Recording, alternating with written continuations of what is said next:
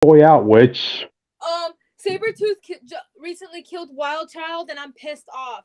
He's on the list, bitch. How dare you That's kill the my puppy point. man. That's the point. The X-Men, the immune community have been one cohesive group for years. It's time for some of them to go back to being villains. No, I want Yes. Wild Child back. Give him back. Give him back. Put him in my hand right now. He deserves better than this shit.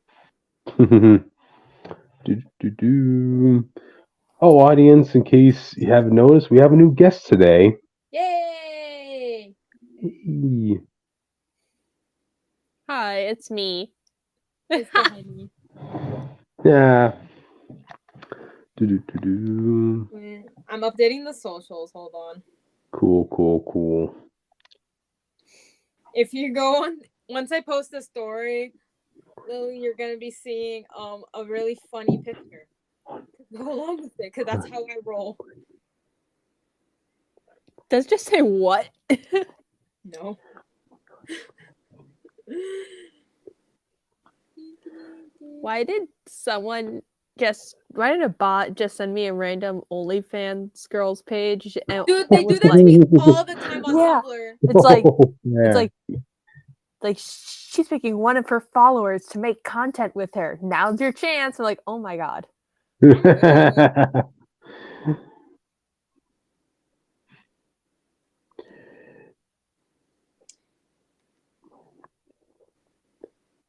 Okay, I just updated our 2 social medias.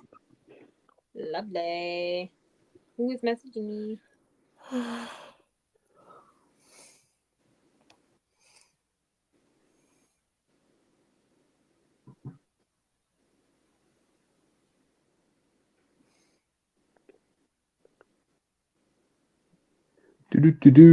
Jake, you there? Oh no, we lost Jake as well. R.I.P. I'm always here. Sound tired, man. Because I was fixing the video in the background. Okay, gotcha.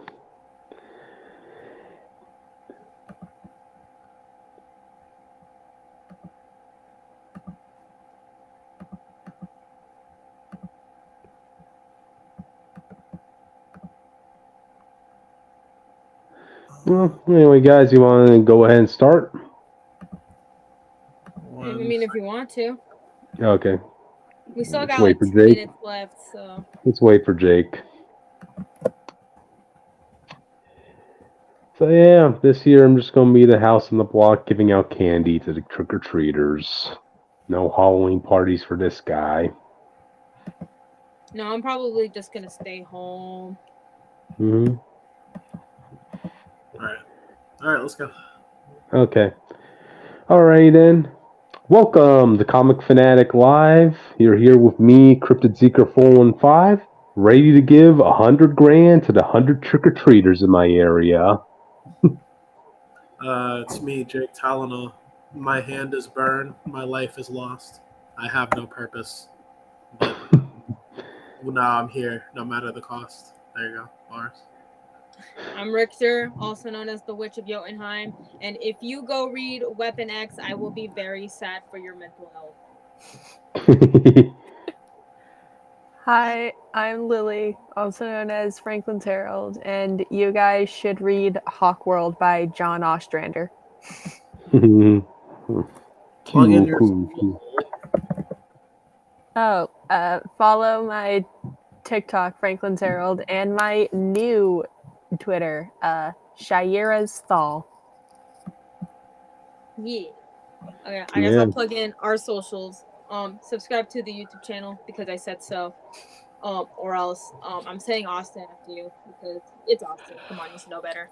Follow the Instagram at Comic Fanatic 2.0. We do keep y'all updated with the new live streams.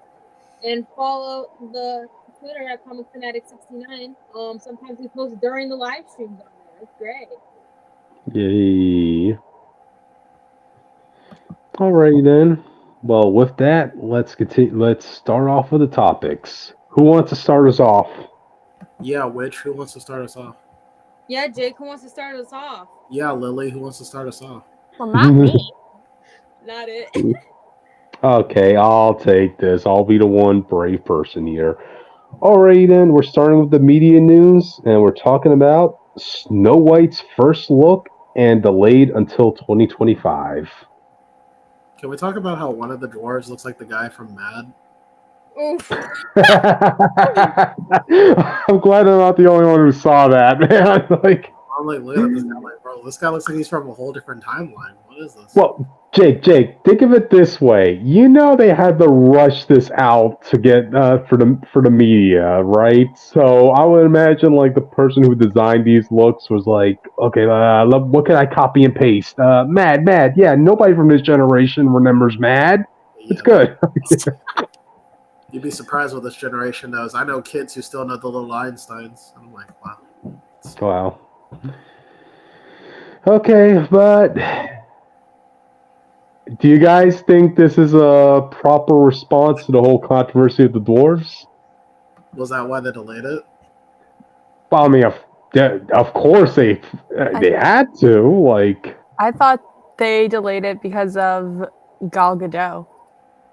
nah, I think it's convenient excuses because we already saw the set photos of what was going to be replacing the dwarves, and that was met with an immediate backlash. So the fact that and what we ended up getting in this first look, oh man, this had to have been done in response to all the backlash they got of not casting little people in the roles of the seven dwarves. It wouldn't have been that hard.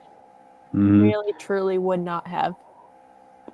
Well, apparently they thought it would have been problematic if they casted little people for the roles. That's what they thought. And they actually did consult with people in the dwarf community about that, but now I can only imagine Disney's like, you told us this would have been problematic. We listened to you. You know.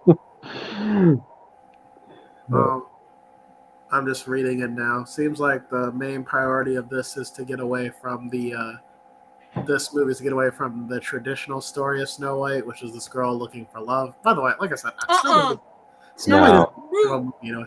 Last time we saw that movie, it wasn't really that much of a movie anyway. I really don't know why people are crying over it. Yeah, and it wasn't about her falling in love. She was literally just trying to get away from an abusive. Yeah, she was trying to get away from her, and then she's like, it's really not even We about did her. not even give a crap about the prince until the end of the movie. Yeah, it's not even about her or the prince. Like the dwarves for the most part. You guys, y'all have to remember the reason why the prince's time was cut so much in the original film was because the animation was rigorous to work with. Really? So, yep. You gotta remember, this was old school technology, so they had they couldn't have time or budget to give the prince like a proper background, or like a name. Pretty much, yeah. He does have a name. He's just referred to as the prince. Yeah, but he has a name. What is it? The queen has a name. His name is Florian. What's the witch's name? Her name is Grimhild. Right, were these names mentioned in the actual movie, or you're talking about folklore? No, if you look it up, those are their names. In the Disney movie, the original Disney film? Yes. Okay. That's what he's asking. Yeah.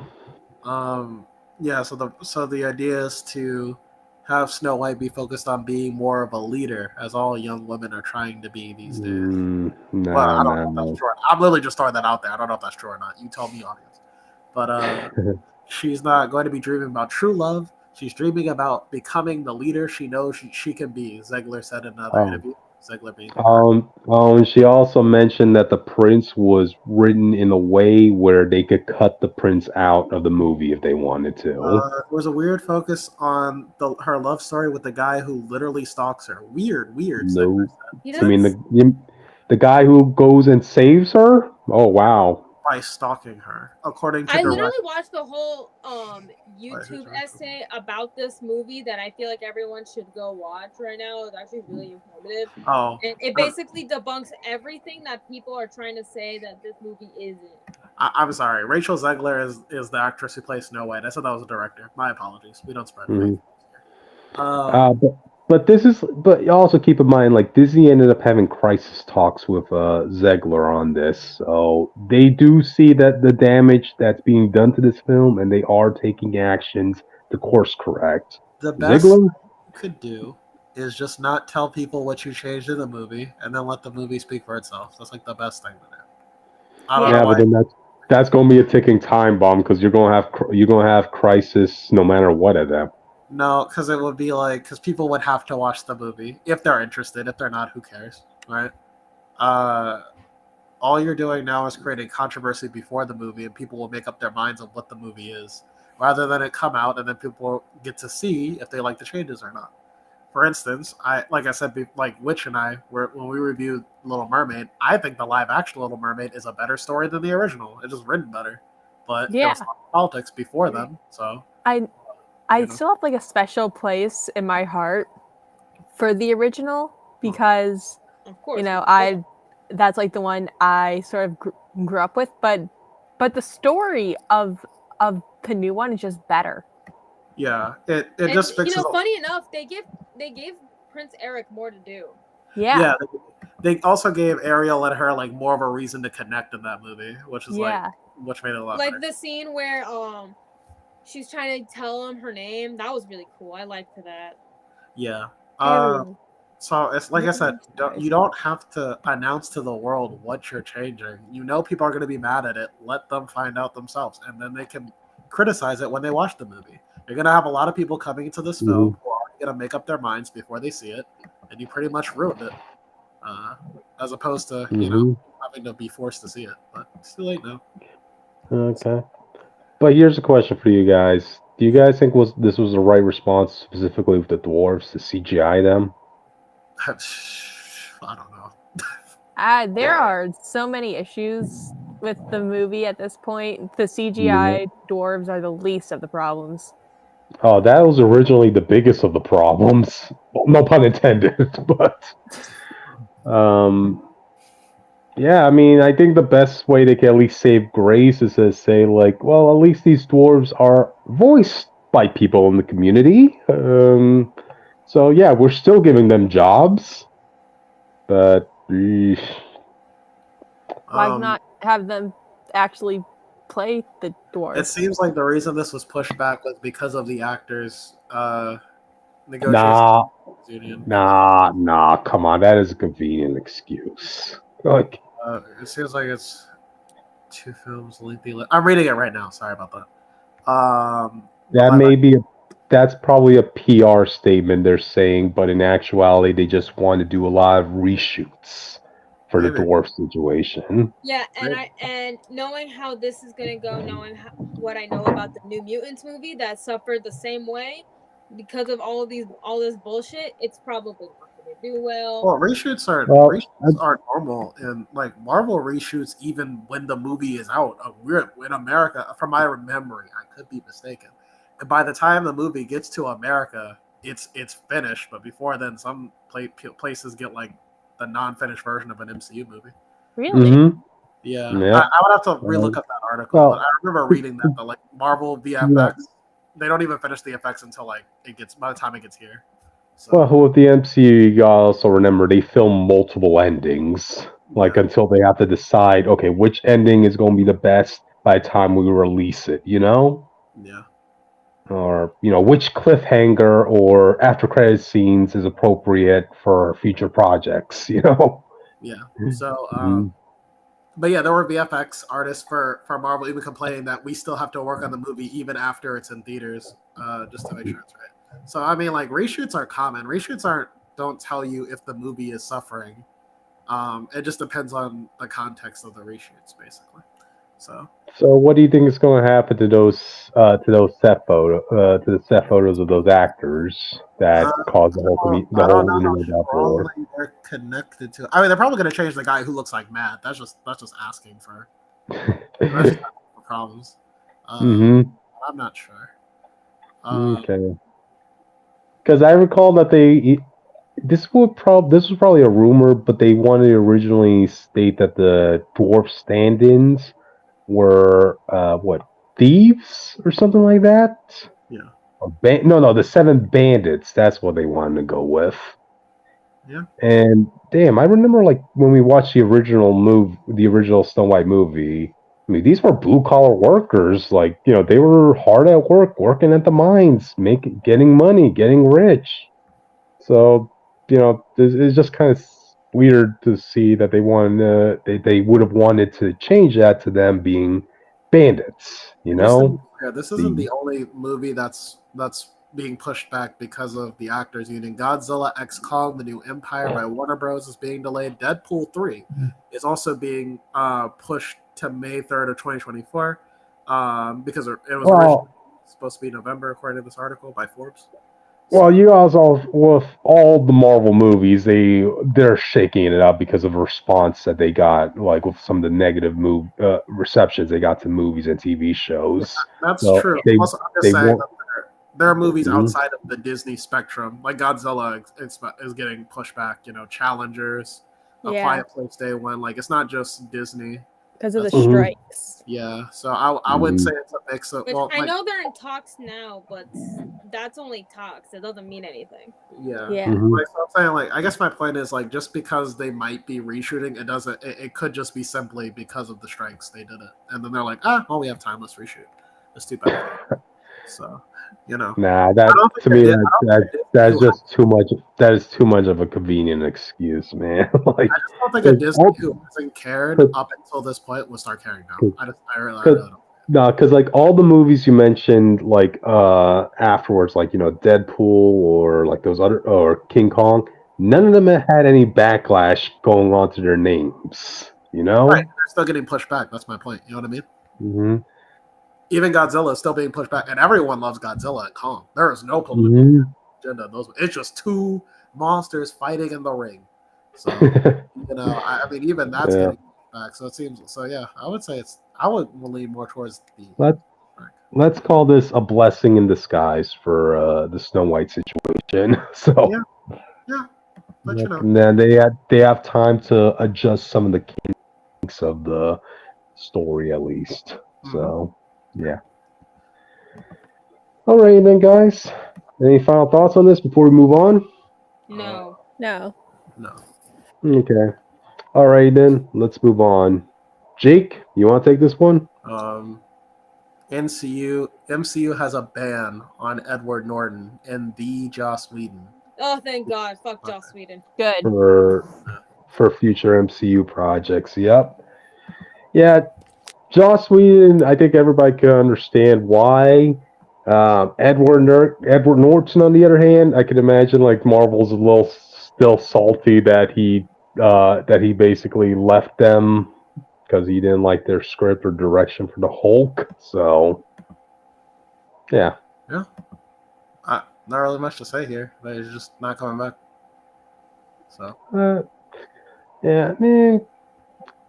Hey, they openly stated who they don't want back. I'm just a little curious. If you guys had the power, right, to select two people from the MCU to never bring back, who will you guys choose? Oscar Isaac and Elizabeth Olsen. Oscar Isaac isn't coming back anyway. You failed. Well, he's coming back in some degree. I mean, how many comic book movies has that dude been a part of at this point? At least 4. Yes. What about? He's been Apocalypse. He's been Moon Knight. He's been Spider-Man 2099. And after hearing how hard it is to work with those directors, I'd say get rid of the She-Hulk showrunners. Get rid of the entire writing team. Yes. I still liked She-Hulk. I like most of it. It's just like after I heard what they had to they put their boss through, I'm like, I wouldn't want to work with these people. They sound like a nightmare. So. Oh yeah, Kevin Feige was bullied on set by that crew. I had to pick two people, right? Yes, it would be the She-Hulk, my She-Hulk crew, but I also like Taika Waititi, which is a likely possibility. So I don't think he's coming back anyway for the future. We'll see. I think he's gonna be like the guy who they ask questions to about the Thor mythos. But that's about it. Yeah, the consultant, Which, Lily, who would you want to see banned from the MCU? Lily already said it. Yeah. Oh, okay. Which? It was Elizabeth Olsen and Oscar Isaac. Oh, okay, yep. Which? Who would you like to see banned from the MCU? Lily already said it, man.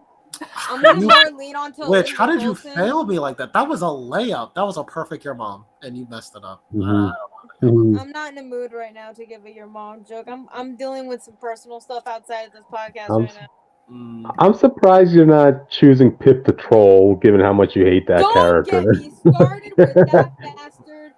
You're lucky that Pip the Troll barely has any screen time, and you are lucky that I had to deal with Harry Styles yassifying Star Fox to a point that they even did a variant cover of him as a furry. Okay? I'm not talking about Pip the Troll.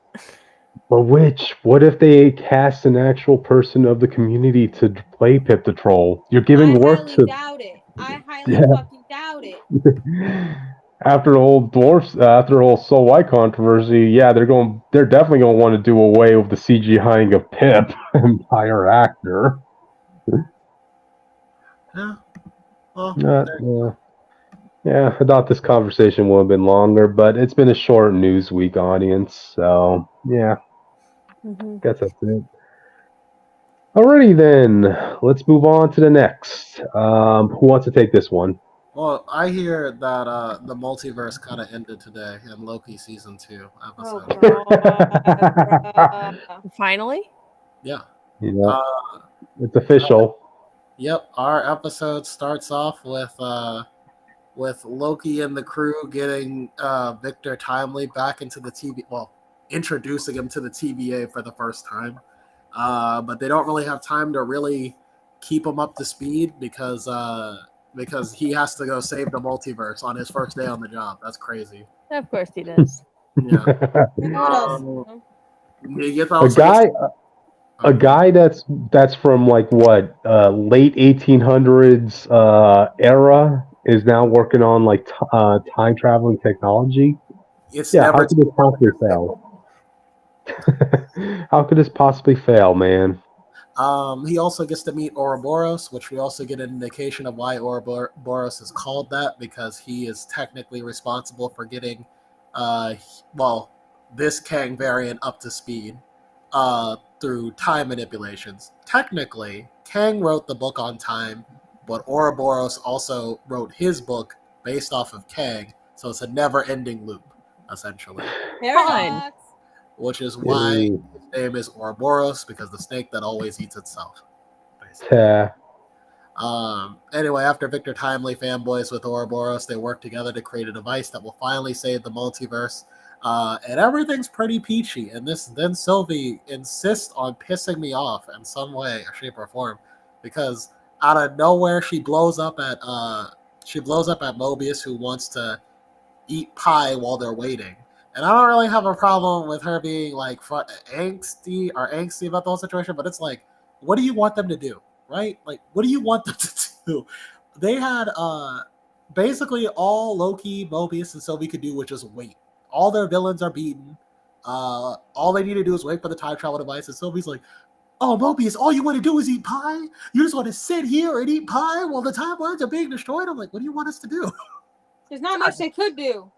Yeah, so whatever. Hated that scene, but it's okay. But you know what scene was funny though? What? It was a scene with Loki and Sylvie where they were at like that pie area, and she was like, "What? Like something like something like, do you want us to like watch over these people like gods?" And Loki was like, "We are gods." Yeah, let's talk about. I like that, because God dang, you gotta remind us these are gods every now and then, Yeah. And I gotta say, Tom, and speaking of which, that scene, we get a moment where Tom Hiddleston does. This is probably Tom Hiddleston's best work as Loki, period, in this universe. This whole season is like Tom Hiddleston in his peak. I really think the MCU, but he has 2 more episodes to fail me, so we'll see. Anyway, they just have to break the curse of the finale. They always fumble up there. Like but basically, Loki explains to Sylvie that sometimes things are when he first saw his brother, we get a reference. Oh shit! R.I.P. did we lose Jake? Jake! No. Dang it. We needed you to be the bulk of this discussion, man, because neither one of us, me or Witch, can understand what the hell is going on at this point. You know? Yeah, And I just am not watching Loki. You don't want to see Kang die for the third time in a row? Like Jesus Christ, the end of the episode was fucking wild. Secret Invasion just like broke me. It broke a lot of people. I don't know how. I don't know. Right at all. I don't know who could say that they're a Nick Fury fan after watching Secret Invasion. Like, oh, hold a sec. Let me bring Jake back. Wait. Okay, Jake, say something. Hello. Yep. My computer overheated. Oof. Okay. Did you guys continue the synopsis without me? Nah. Jake, honestly, you're going to be the bulk of the synopsis of this because both me and Witch, we are just along for the ride, and we just don't understand what the hell is going on at this point. It's too scientific-y. Okay, well, I guess to explain what's basically happening at this point, there are too many timelines being branches at the same time. The loom of which the TVA is made of, it cannot hold this many branches. The idea was always that the TVA, like, imagine basically you have a garden, right? And now there's too many weeds. You haven't taken care of it, and the garden can't hold all these weeds, and now they're stretching out and going to explode your whole front yard. That is basically what's happening to TVA. That's a very shoddy analogy. That's basically what's happening, and that's what Mobius and friends are trying to fix. Anyway, Loki explains to Sylvie the story about Thor when he came back from Asgard after the adventures of Thor 1, and he was soft. But then Loki realized he wasn't soft. He became stronger than ever. He finally has an appreciation for his brother, basically. And so Sylvie's... Oh, go ahead. I was about to say, look who we got back. Ace, Austin, you're here.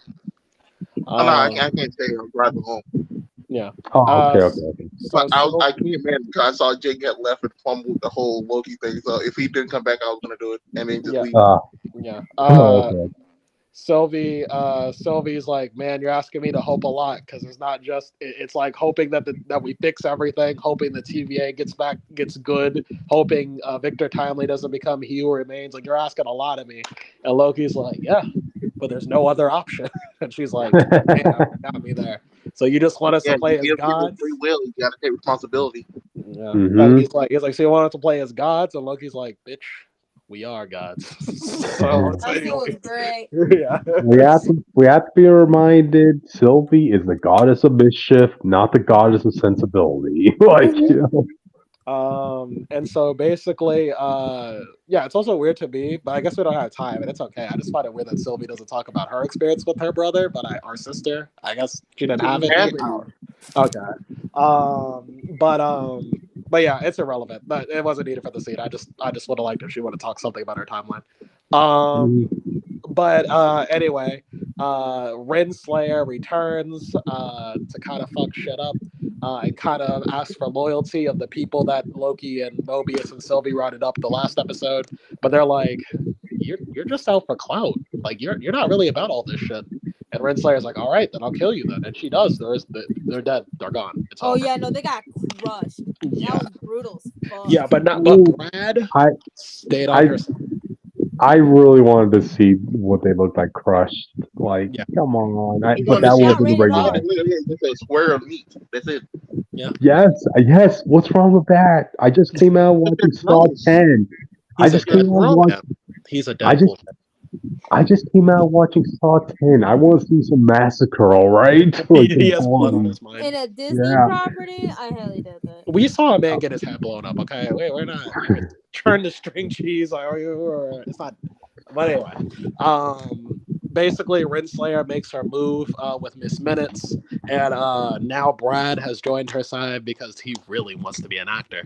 And so and then basically they kind of slowly usurp Loki and his friends' forces before they can really adjust. But not all hope is lost. Eventually, the team realizes they can take out Miss Minutes by rebooting the entire system, and Loki and Sylvie can get their magic back too because the safeguards that keep them from using magic in the place are taken away. So I now, just, oh god. I was gonna say, I just like the look Miss Minutes had when what's his name, Kang, the good Kang comes Yeah. up and she's like, "Come on, I'm waiting for a response." Like, why did you turn me down? Like, It's like, you're a clock, bro. I don't know what you want from me. you're a hologram. I can't make light work. We have to see what body you get first, and then we can talk Yeah, about it. we could debate. We could have a conversation. Renslayer. Victor Timely has a moment where he tries to talk himself out of helping. I actually do like Victor in the scene. It's like he's still a coward, but he's not giving them up. He's just trying to stall for time, but he's also like scared for his life. Could you even call it a coward situation? The man Yeah. was in the 1800s and got pulled into the future Yeah. by magic gods and some block lady. Yeah. Mhm. No, he's fair, but I like how he tries. Like he's like, I'm not brave, but I'm not like a bitch. Like, you know what I mean? So I'm like, I like it. Mhm. So anyway, basically with Sylvie and Loki's power are restored, oh, I'm sorry. Even before that, we also get a scene that calls back to the first episode of the season where the time loop finally catches up because in episode 1, our Loki went to the future, which we learned is episode 4.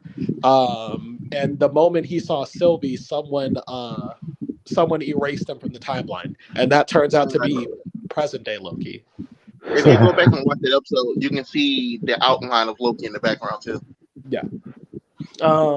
Anyway, so now that they have their powers back and the timeline has been set up the way it needs to be, Loki and Sylvie use their magic to bully Brad, and I'm sorry, Sylvie has my favorite kill of the entire show because I like how efficient it was. Sylvie takes over Brad's mind, and then Brad comes into the room and he goes to Renslayer. He's like, "Hey, Renslayer, come over here, come here, come here, come here." And he's like, and then Renslayer's like, "Yeah, what's going on?" And then like she just stabs him. I was like, yes. Anyway, so even though everything sets up the way it does, they get Victor Timely in his suit, so because he wants to be the one to save the multiverse. Because if something goes wrong, he might be the only one who knows how to fix it. So they put Victor Timely in the suit so they can exit to the loom and fix it with their new device. Unfortunately, the radiation of time. Yeah, the radiation of time is too much for Victor Timely to handle, and he just disintegrates alive. And there's not enough time to really figure out how exactly to counter that. So the multiverse just kind of explodes. And so, and that is well, not the multiverse, but the timeline, the multiverse within the sacred timeline explodes, I should say. The branches and all. We'll have to see what happened. I think the loom exploded. Now we're just gonna see branches going all over the place, colliding with each other, setting up time runs out. Yeah. So as far as Loki, Sylvie, all the crew knows that they failed and everything is over. And what I liked about this too is before this point, if you paid attention to Sylvie's dialogue, she was actually starting to take Loki's advice and be hopeful. And the moment she tried, everything went wrong. So it's kind of that was kind of good. Going back to our conversation last week, she was right. So, and that was Loki episode 4, which is a great episode. You know, my one grievance with Sylvie aside, because I still don't agree with her blowing up a Mobius over something they couldn't really do. But other than that, liked everyone in this episode. I liked how Renslayer was just a straight up. I gave it to her because for her point of view, she finally comes down. And you like, bro, look, go eat pie. I'll kind of be pissed too. I'm not gonna lie to you. I don't know what you want me to do though. That was my issue. It's like what I I don't know. would I don't know what she was want him to do. I like half the stuff she said was messed up. yeah. But I get why people are frustrated. You tip like, well, I guess there's nothing else we can do. Let's leave the guy who become the evil dictator all the time, and this guy who based his whole work off that evil dictator apparently, and leave him room. Just hope they figure something out. Like, go eat key lime pie. Yeah, I think my issue was like I wish you would have given him as a suggestion. I think that was what I wanted. Like if she said, "Why are you doing this? We should be doing that." It's like because her thing was like, "You want to do this? Well, timelines are dying and all this stuff." I'm like, "We can't do anything. Like, what do you want me to do?" Like I'm just standing here. That was my only issue. But if she had said, "Let's just go guard him or something, make sure nothing bad happens," I would have been okay with it. That's really it. It was just like what she said. But like I said, I think episode 4 is a great episode. And then, next week we'll see how we get out of the situation because, we have other movies to do. So we can't, everything can't die here. So see how this goes. I think we're just going to start. Season, really? I did. I think the show is gonna end where we have the incursion problem from the comics now. Like they fix it, but they don't fix it. So now we have incursions now. So, Fine. To be fair, we're talking about this since Doctor Strange. Well, yeah, but I think this is to explain why they're happening now. I would say so because one is because of Scarlet Witch, the other is because of Spider-Man, but this one's just because of the multiverse is just broken. Well, the sacred timeline is broken now. Mm-hmm. That's what I think. So, but yeah, Loki season 2, great show. So go watch it. Well, it's only 6 episodes. I'm fine with them just doing enough episodes to do what they need to do. But it's always with either they give shows too much time to cook or none of the shows have enough time to cook. I'm kind of worried. Oh, we're all just worried about the finale. I remember I was proud of this episode. I was proud of this episode because last episode ended with Miss Minutes going "Oh, Renslayer, you don't even know what he did to you with the last time." I thought that was going to be a thing. We were going to wait till the end of the series to reveal. Nah, it was immediately. I was like, yes, that's how we should do it from now on. So, we're not doing. The thing she told us, the thing we already knew because we knew about it from episode 1. Yeah, so we heard the recording. Yeah, so anyway, yeah, great episode. We can move on to the mediocre show if you want. Just okay. I got anyway. Yeah, I just only came back because in case you didn't come back, I was gonna do the synopsis at very least. Yeah, thanks, so man. But all right, I'm driving home, so. See you later, Austin. See you later, Austin. I'll be home at tomorrow, so I'll be here for Thursday and stuff. If we're still doing that. Perfect. Yeah. All right. Man. Later. Peace, man.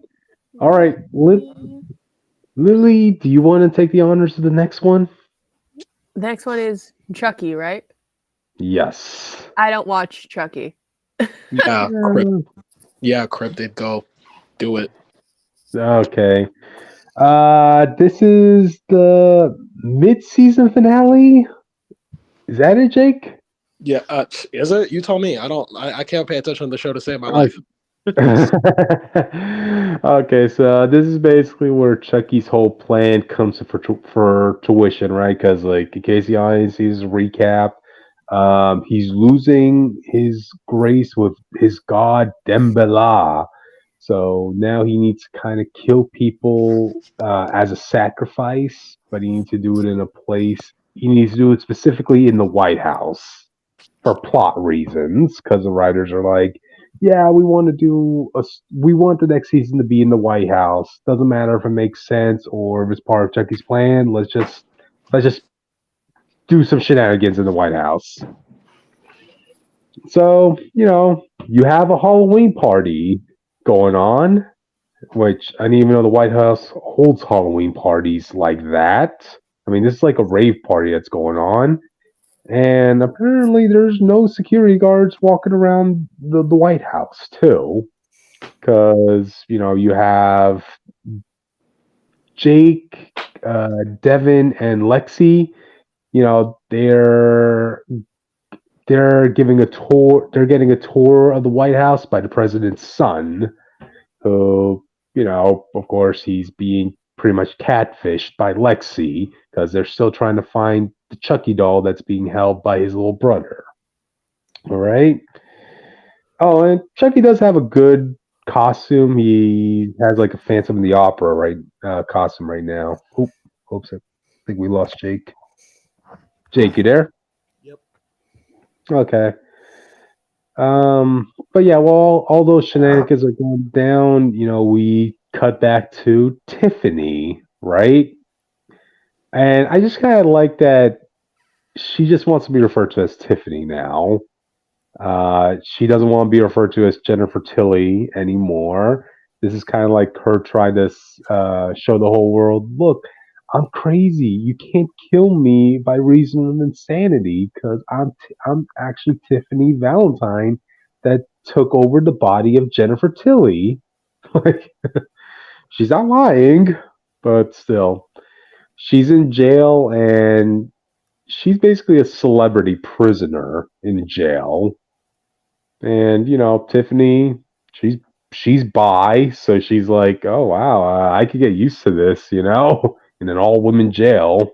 So it does tend to get a little cartoony where she gets a delivery sent to her, which was Voodoo for Dummies book and some voodoo dolls.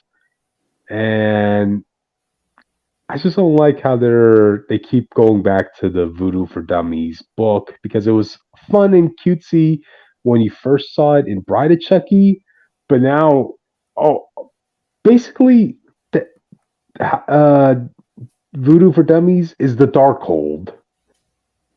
It allows you to have all these sorts of magical spells up your disposal because Tiffany uses the voodoo doll to kill people. Like she could control people with the doll and to kill themselves, and she actually ends up mind controlling people with that book and the dolls. So, it is what it is. Long story short, back in the White House, Chucky succeeds in killing 12 people, and he's like, okay, Dembala, I know it's 7 more than you require, but hopefully this proves my grace to you. And then he removes his mask. He kills this many people without the White House catching on. National security people. Oh well, no, this was he dropped a chandelier on them in the center of a party. Everybody saw that, Yeah. But anyway, so yeah, he finally takes his mask off, and he's physically aging now at this point. Like he's pretty much looking exactly as his voice actor is now, which I thought was pretty funny. Yeah, but at this point, the president's kid, the one who loves his good guy doll, dude, please give me hope in the child youth of today.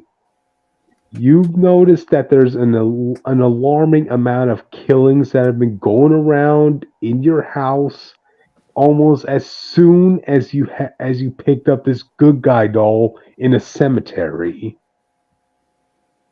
Come on, kid, grow a brain. Like, listen, he's a child. Okay, I don't know. Andy was a child, and as soon as he noticed that like people were dying around him, after he got his good guy doll, he turned against Chucky. Listen, he's a child of today's generation. That's the comment. Oh, give me hope. I want hope for today's youth. All right, but yeah, that's how the mid-season finale ends with Chucky turning old. Yeah. Wait, what was that? Isn't Chucky a doll? How can he turn old? Chucky has been experimenting with new spells to where he's actually splitting his soul into other dolls, right? But that's taken a toll on him. He's right now down to 1 doll left, right? And in the previous season, the kids of the series performed an exorcism on his body, which ended up affecting his voodoo magic. So now he's in the verge of not only turning human, but he's getting old and he's going to eventually die. And when Chucky first heard about this, he's like, "Oh, okay, thank God. I thought this was horrible news. I mean, I've died multiple times before, but I came back." But the voodoo doctor's like, "Oh, no, Chucky, you will legitimately die the next time you're dead. You ain't coming back. You lost your connection with voodoo magic. This is it. This is your final life." I'm like, okay, some drawbacks. Yep. But yeah, not much to go on from this. Jake, you have any final thoughts? I still can't pay attention to the show to save my life. It had a good. Go ahead. It peaked in season 1, and season 2 was okay. So, then season 3 I can't pay attention. So I blame the White House for this. I blame the Biden administration for this. There you go. I blame society. I blame capitalism. I blame Reagan. There Real. we go. Free comic fanatic. There you go.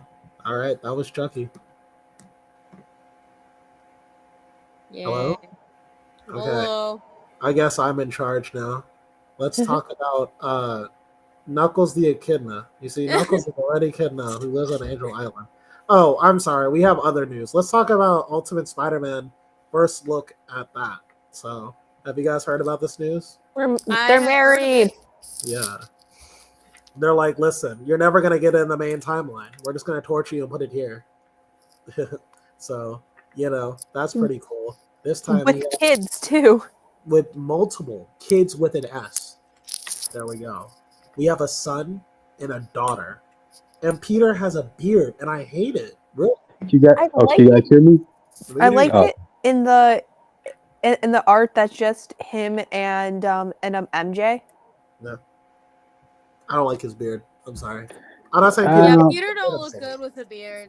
This isn't for okay? They have to try doing something a little new because remember they already had a separate universe with a married Peter and MJ that had a child and he was beardless. Yeah. Plus also Chiquetto draws great beards. Listen, it's just like he puts on that mask and the beard's just gonna it's gonna give him away, right? It's gonna be interesting. Yeah. Stop trying. Hey, unstable molecules solve a lot of problems, Jake. Do we have unstable molecules in the Ultimate Universe? Is that a thing? We have a maker. That's good enough. Is Dr. Doom. The only one that's honest with himself, the maker. There you go. He's the one read you agree with, Jake. I respect that read. But yeah, I as far as first glimpses go, this just evolved into more than just Ultimate Spider-Man book. This became Ultimate Renew Your Vows. Yeah, you know what? Good on them because you were never gonna recapture the Bendis era exactly the way you wanted to. I don't think you were. I mean, it's possible, but it was very unlikely. So, and good on them for doing something different. Hopefully, they still keep that same soap opera drama that I love from the Ultimate Universe, where you got to turn every page. It's kind of what I loved about it. Here's the plot twist. It's not going to be any drama. There's just going to be a happy married couple with two lovely children. Peter Parker, Get this shit out of here. Yeah. That whole tragedy only happens with the main continuity Spider-Man. Let's keep it for let's make this Spider-Man fucking die. Right? Let's make this one different. Oh, and wait, are you talking about the Ultimate Peter Parker witch? Yeah. Yes. No, he didn't die. He ended up coming back, and he left with Mary Jane. Yeah, but he died first as a child. Okay, he got to be Miles. No, he didn't die. He was in a healing coma. Oh, right. Get your facts straight. Right. But But yeah, we're skipping the teenage angst. We're going straight to adulthood with teenage angst on the side. Maybe this will be like Superman and Lois, but with Spider-Man. You know what I mean? Yay! Like, I swear, this comic better be sold out on the first week. Like, oh, here's Probably will be. it's an Elseworld book, though, so probably not. So, it's Peter and MJ together. Come on, yeah, I don't know. I think it has to. they kind of killed that recently, but that's just me. I think they probably killed it. So, who knows? Yeah. Yeah, I mean, not much to go on other than, like, hey, a first glimpse at it. They have two children, two redheads. You gonna review We're gonna have to, so it? Yeah, there you go. yeah. But anyway, damn, I thought we were gonna be talking more on these topics, but we seem to Don't say be. anything, Cryptid. Don't say Hey, it. Don't you say Because it. we haven't gotten to the comic reviews yet. Yeah. okay. Well, audience, with that, we're done with the comic book news. Now let's go on to the comic reviews. Oh fuck! Who would you like to see Peter Parker marry? Let us know in the comments below. Your Mary mother. Jane. Next Mhm. question. Black Cat. Your mother. I want someone in the comments to be like, me. Yeah. There is gonna be that one person, yes. Yeah. Yeah. All right. Let's go to the comments. Yeah. I mean, the comics. Comics. There we go. Hi. Hi. You know what time it is? Alpha Flight time? No, No. not yet. It's time for some blood with some Right. Marvel zombies. Uh-huh. Black, white, and blood. Yo, slay it. Because yeah, I'm excited for some zombies. Okay. Say it, kid. So first of all, there's 3 stories in this one book. Okay, there's 3 in 1, so that's fine. So it starts off with this underground fighting ring where Daredevil is fighting some people, and it's like some brutal fighting. Like he just tears this guy's like head off of his body, rips out his heart. It's great. So we find out that the human survivors are basically using Daredevil as entertainment, zombie Daredevil. So that's lovely. They put him like on like a collar or something with like a pole. You got the stick thing. You know what I mean? Like they do with animals. They yeet him down like this hole with like a whole bunch of skelly bones, and they throw some freaking body parts for him to feast on. It's lovely. It's great. And so then like Matt, he's like trying to sort of like thinking to himself, while he's eating. He's munching down. And then while the guards people are leaving, they get brutally murdered by someone. And you might be wondering, who is it? It's a little guy, he's not that important or anything. By the name of Frank Castle. He pulls up. He's like, "Hey, Murdoch, it's Frank Castle. Do you remember me? I heard they had you here, man. So hear me out. I'm going to overfeed you with some stuff, and you're gonna become a walking bomb, right? Cool, whatever, great, love that for you." So basically, the other guards people, because they have multiple guards people, they basically are bringing him out to a fight, and they notice that he isn't talking all that much. He looks a bit more deformed than he usually does from the inside. It's not pretty, And so one of the guys is like kind of quiet, ain't he? Like they overfeed him, and one of the other guards people is like, "Oh yeah, he'll fight. It's fine. Don't worry about it." And so all we see is Matt Murdock look up, and then just like a loud like "ah," you know what I mean? I'm not gonna actually scream because. And so basically, Frank Castle blows up the fighting ring, and that's where that first story ends. So we move on to the second story. And speaking of Spooderman, we get to see Spooderman at the Daily Bugle fighting some zombies. Which, do you want to explain who Scooterman is? I said Spooderman. Spooder, yeah. Yeah, it's Spider-Man. Explain. Okay. Yeah. He's a man that's also a spooter. He was bit by a radioactive spooder. Yeah. Mhm. Anyways, so basically, Peter doesn't know that some of his loved ones possibly got turned. He's like hoping that they're okay, and all that other stuff. And he's like fighting a whole bunch of zombies at Daily Bugle, trying to like protect the last remaining survivors. It's not looking pretty, man. It's starting to look like The Walking Dead up in here. I wonder who created Marvel Zombies. Anyways, so basically, we find out that Betty Brant was one of the people who got turned. If you don't know who that is, she's a JJ's freaking secretary and also Peter's first love. Which still didn't end well for her because she freaking died because of Scooter Man. And apparently, Peter has an Apple Watch, so that's how he's gonna be able to call the other Avengers. And so basically, he just sends everyone, all the survivors, to like a specific spot so that they're gonna be okay. And so then, Peter's fighting all the zombies, and then he gets freaking punched by. You want to guess who it is? Who gets punched by? If I say the guesses, they're going to be terribly wrong. Is that acceptable to you? Sure. Okay. Gets punched by Howard the Duck. No. Kang the Conqueror. No, that would be hilarious. No. The Beyond. Black Ant. No. Mr. Mixoplitlick. No. Angry Star Wars fan. Yeah.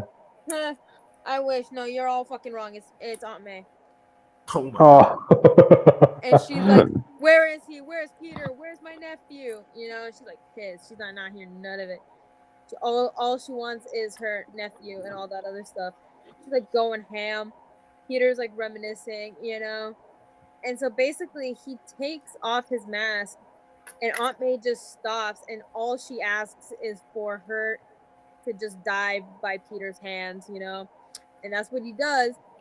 Obviously, he's upset, and then he turns around when Jonah is trying to give him comfort, and his face is just like covered in blood, and all he says is "Run for your life," and then that's where that story ends.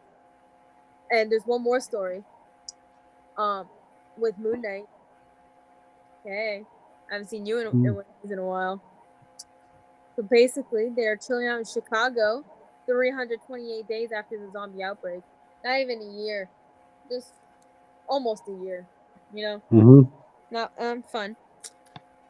And so then it's mostly just Mark and Khonshu just talking to each other, And so Mark gets attacked by these like zombie dog thingies. Sorry. Scratching. Yeah. So basically, Khonshu's just trying to like get Mark's attention. He's like, "Yo, something's off," and then Mark's like, "I'm busy. Don't you see me fighting these zombie dogs?" But anyways, next page we see Iron Man show up, and apparently he's working with Anubis. Lovely. I don't know how that happened, but that's okay. Anywhoosies, so basically, Tony and Mark start fighting, as you do. Lily, don't tell Daystar about this book, okay? Because she's a really big Tony Stark fan for some reason. Anyway, so yeah, they're like fighting each other, They're kind of like ripping each other apart. Tony rips off his arm. It's great. And so basically, Tony just bites Mark in. Well, not Mark. He actually starts killing some of the survivors, and then comes back to Mark in a little bit after he's done talking with Khonshu. And then Khonshu's like, "Yo, take my hand. I'll show you what to do, man. Just trust my guidance, man." And so then Mark just like goes off on Tony when he gets back to him. And when I'm saying that he's bloodthirsty, this is probably more bloodthirsty than I've ever seen in a book. So now. Haven't seen me on a Friday night. Hey-o.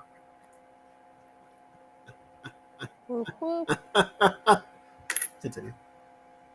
Anyways, yeah, no, we see Tony in like a pulp. And so then we noticed that Mark became a zombie-ish himself. I say ish, but yeah, Punch like, okay, I will soon rebuild you in my image, but for now, let's go finish this.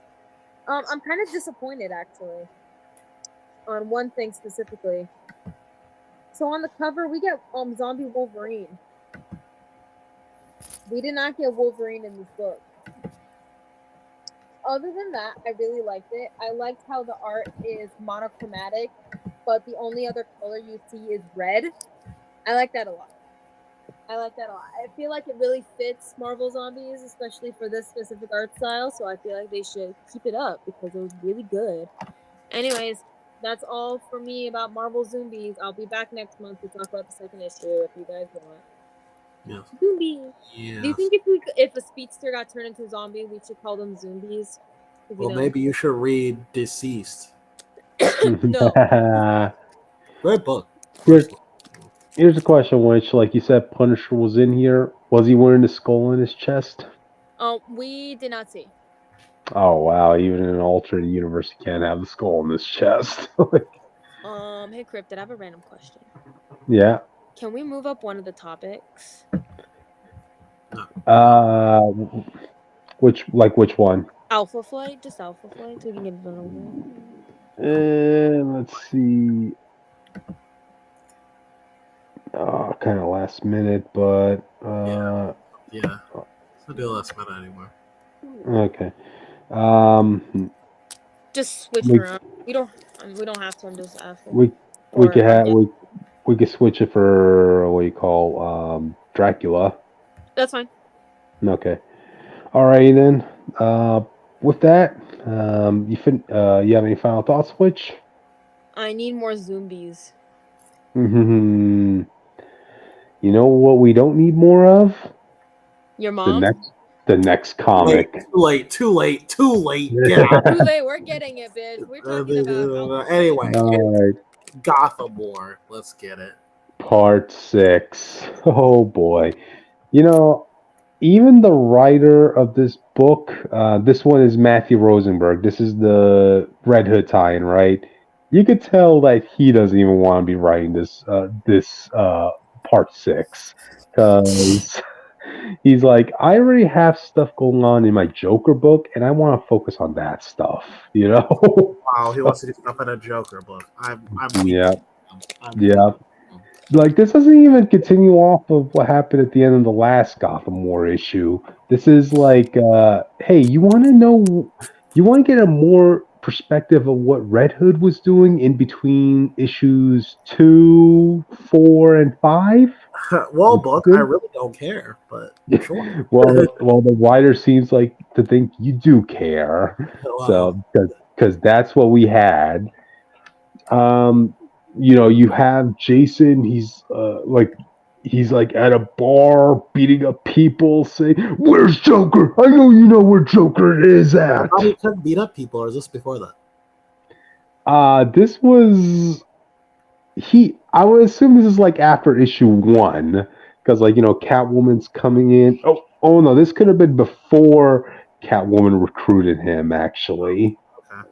So this is before.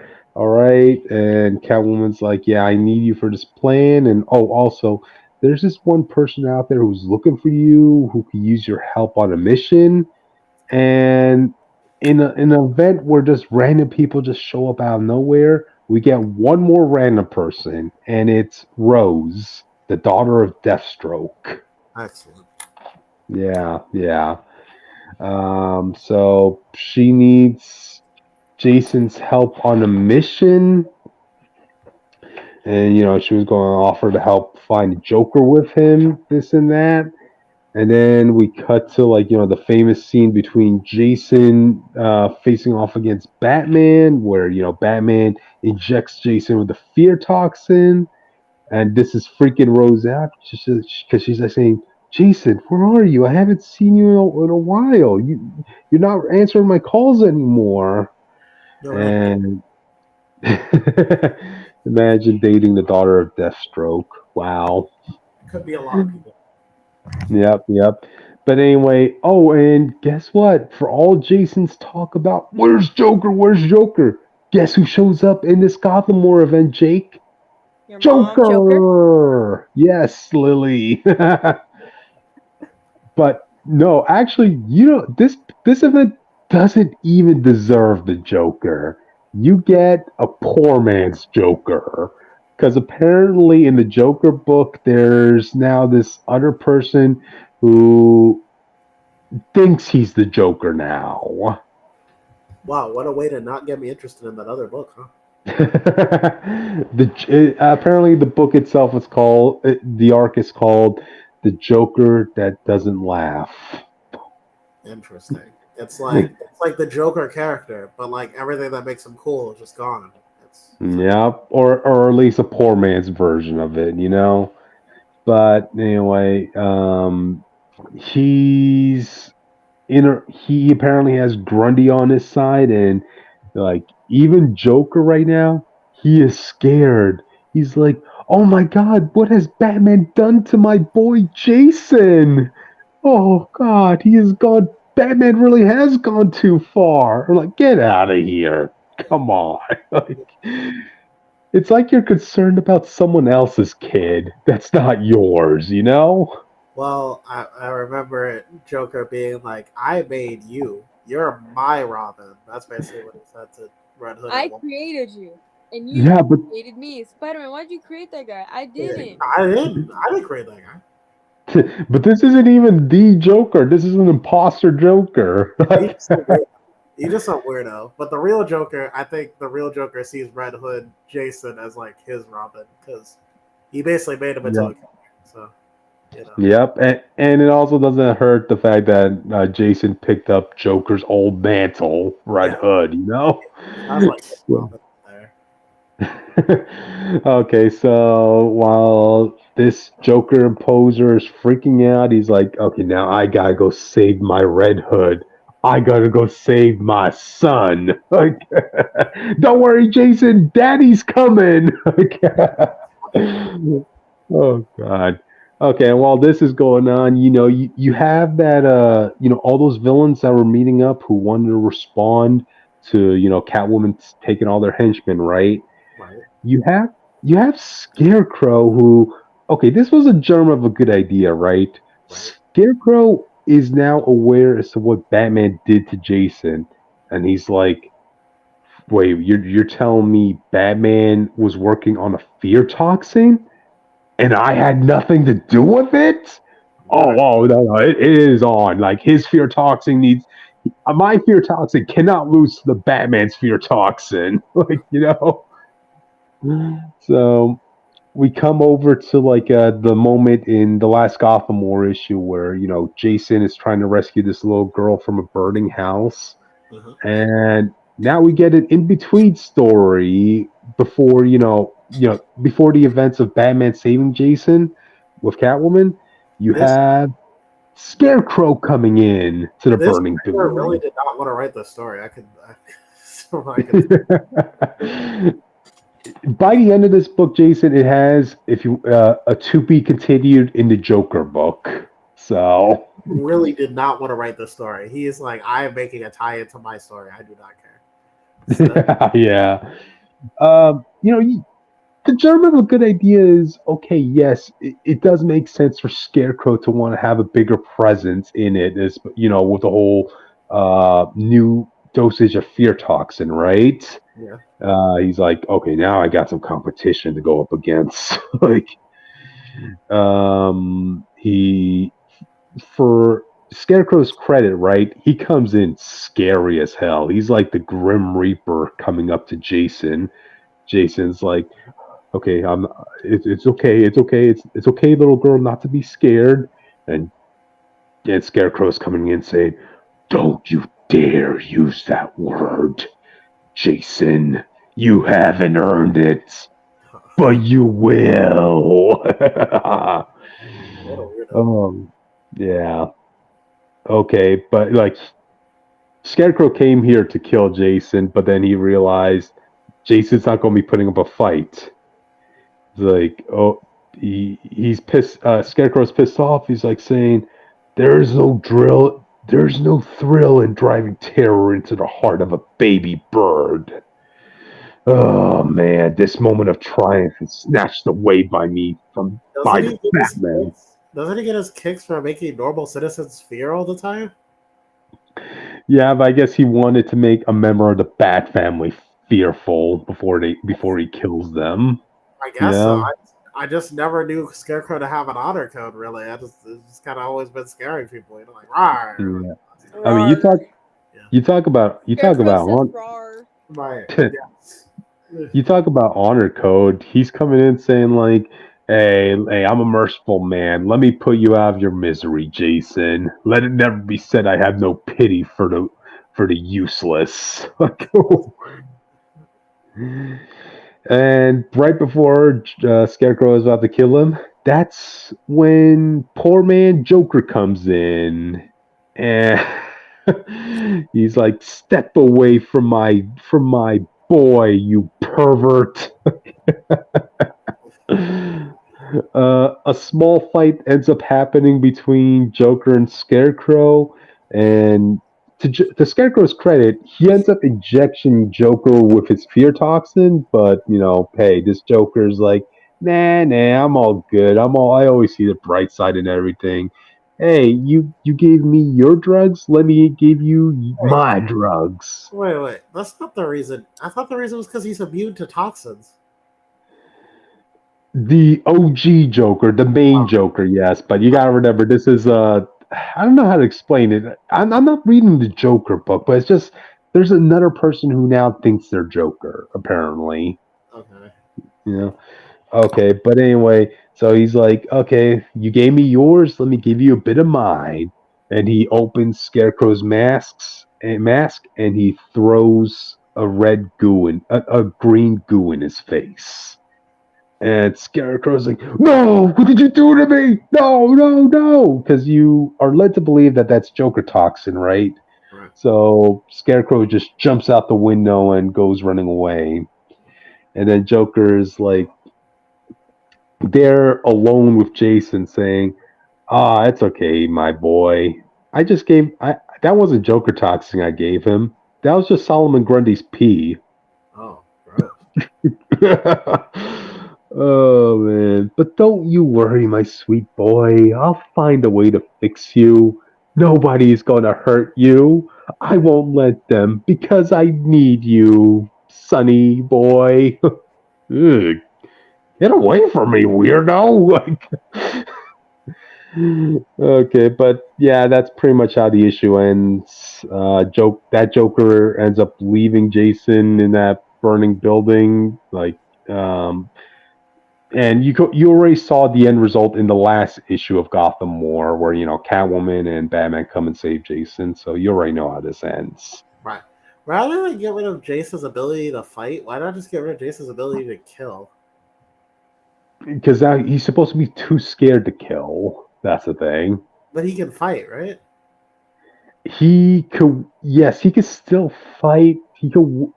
The way it works is anytime his adrenaline goes up, that's when he gets a panic attack.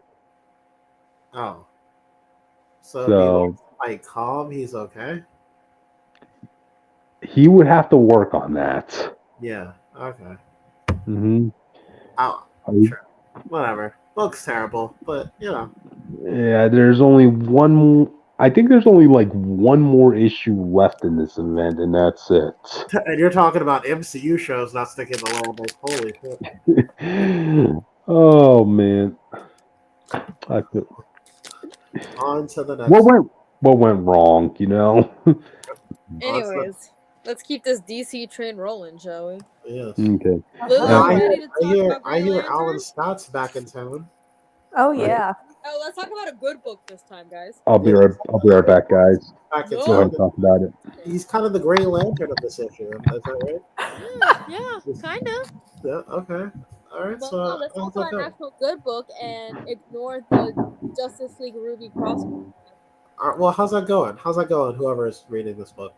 It's going pretty well. Yeah. Talk about it. So we find out that the government knows Alan's secret because this was in the 40s and not in the 2020s. So they know his secret about him, being a little bit on the fruity side of life. Oh, yeah. And the better side of life. And, What year is this? and the government. I got a question. What year is this? The 40s. 40s, Oh, like we gotta during World War II. No, we gotta roughly. It's the 40s. We gotta kill Yay! So. And they basically like use that to blackmail him into joining the JSA. Okay. Yeah, it's kind of like how Mac Hudson convinced Rob Paul to join Alpha Flight. Now, but that was okay. Now, in this timeline, what is the JSA? What's the JSA at this timeline? The Justice Society. Basically, is it like a government-owned thing? They were. Then the war ended, and they are not anymore. Oh, because I'm about to say, are they blackmailing him into doing something that he would absolutely do? Like, what's the? They were like the superhero team of World War II that broke up afterwards because the government wanted them to reveal their secret identities, and they said, "Well, fuck that." Mm-hmm. No, we want to look at gay boys on the next page. Mm-hmm. So what did Alan Scott do when he was with the JSA? Well, we don't get there yet. Okay. No, we get gay boys. So yeah, we get some good shit before we get to the lame shit. So this was actually the only reason why I picked up this book. You want to know? You want to know? Yeah, that was the only reason because a mutual on Twitter was like, "You gotta go read it. Look." I'm like, okay.